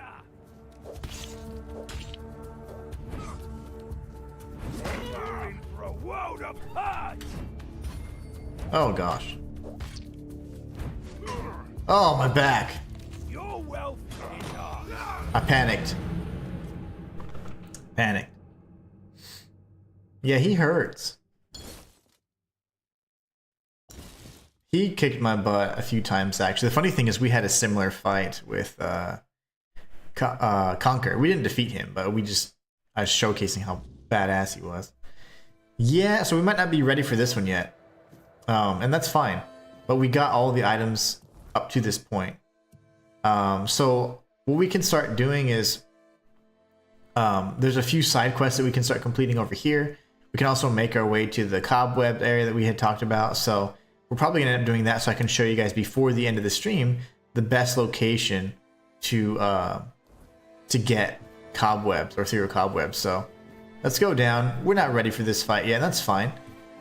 Once we get our weapon a little bit stronger and we get a little bit more health, we'll be in excellent shape. Once I defeated him, he was my first bandit. I was then able to defeat all of the others first try. So he took me, I don't know how many tries. But after that, you kind of get a nice momentum. You get a huge XP boost as well. And you get a lot of gold for taking out the bandit leaders. So at some point, we'll be exploring the coast as well. The coastline has a lot of goodies. But again, there are some enemies that might prove to be a bit difficult for us right now. We are still relatively low level, so we want to gain all the XP we can. So what we're doing is we're just kind of making our way through here. Heading back towards Marg's area. And again, I'm going to do my best to show you guys how to get to each of these areas. We're heading towards Marg right now. Again, from the keep, Marg is literally the next big structure. Directly adjacent to it, honestly. That beach is really important. That gong is going to kind of give us a bunch of lore later on in the story. But what we're going to be doing is we're going to be heading this way. So remember he gave us a little bit of a quest. And if you ever want to see like, hey, how does this all work out? How does these quests and stuff work out? So gathering ethereal cobwebs, if you ever want to click on these, it automatically activates the quest for you. So we're going to be heading this way. And there's going to be 2 Grindylows. I think one of them is usually tucked in here. Yeah, see this little guy?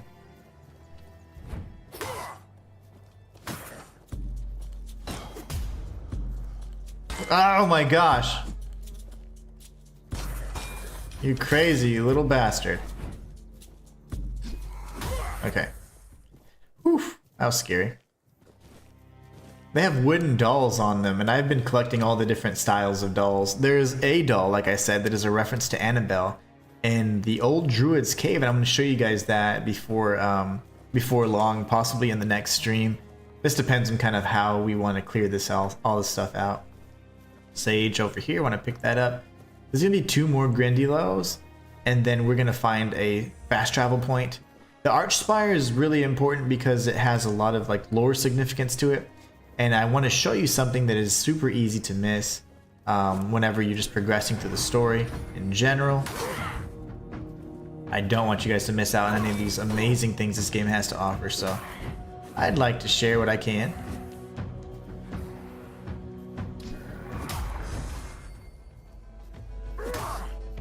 Ow. He got knocked the heck out. Okay, we got him.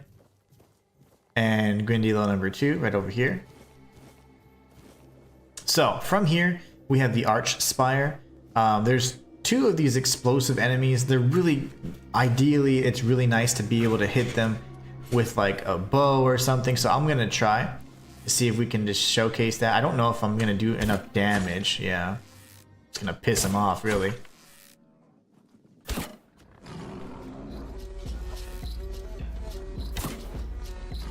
Oh my gosh, there's a bear.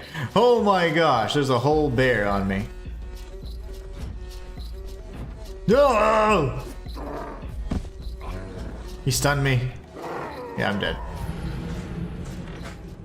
Bears are pretty strong in this game, initially. I mean, once you get to a certain level, you'll completely demolish them, but up to a certain point, bears and bandit leaders are, and Battlestar Galactica. Those are the 3 Bs you want to look out for.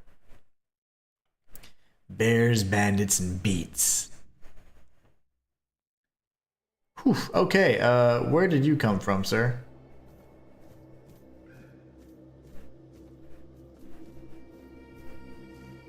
Where's the bear? Okay, I hear I was trying to snipe. See, that's the thing. My archery is so low, it's not really beneficial. So what we're going to do is we're going to tag this fast travel point. There will be 2 wolves over here and a corpse eater. So the wolves are going to be off this distance here. And then you have another area we can search here. But we're not going to do that just yet because I want to grab the ethereal cobwebs. Let's make sure we're not aggroing the wolf. Okay, we're good.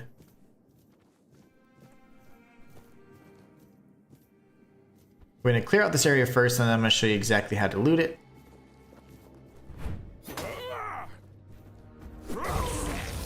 Lovely. Lovely. Alright, and then we get number 2. I doubt I can sneak up on him, but I am going to try. Nope. And unfortunately, because we have the heal over time, because we ate a food item, we're good to go. Now, this is a good area to grab some of the weird stone, or you will be needing this for several quests, including the gong that I keep referring to, and some other things, creating certain relics for yourself and things like that. So you can pick up a few pieces of this. This is a great area to do it. It is not the only area to do it though. But the important thing about this area is once you actually come across, you can search all the innards, and we're going to be doing that. But because I want to show you the best area to get the ethereal cobwebs, I'm going to show you exactly where that's at right now. Grab the roses for stronger variants of the health potions. We can loot this really quickly. Ooh, tricky, tricky.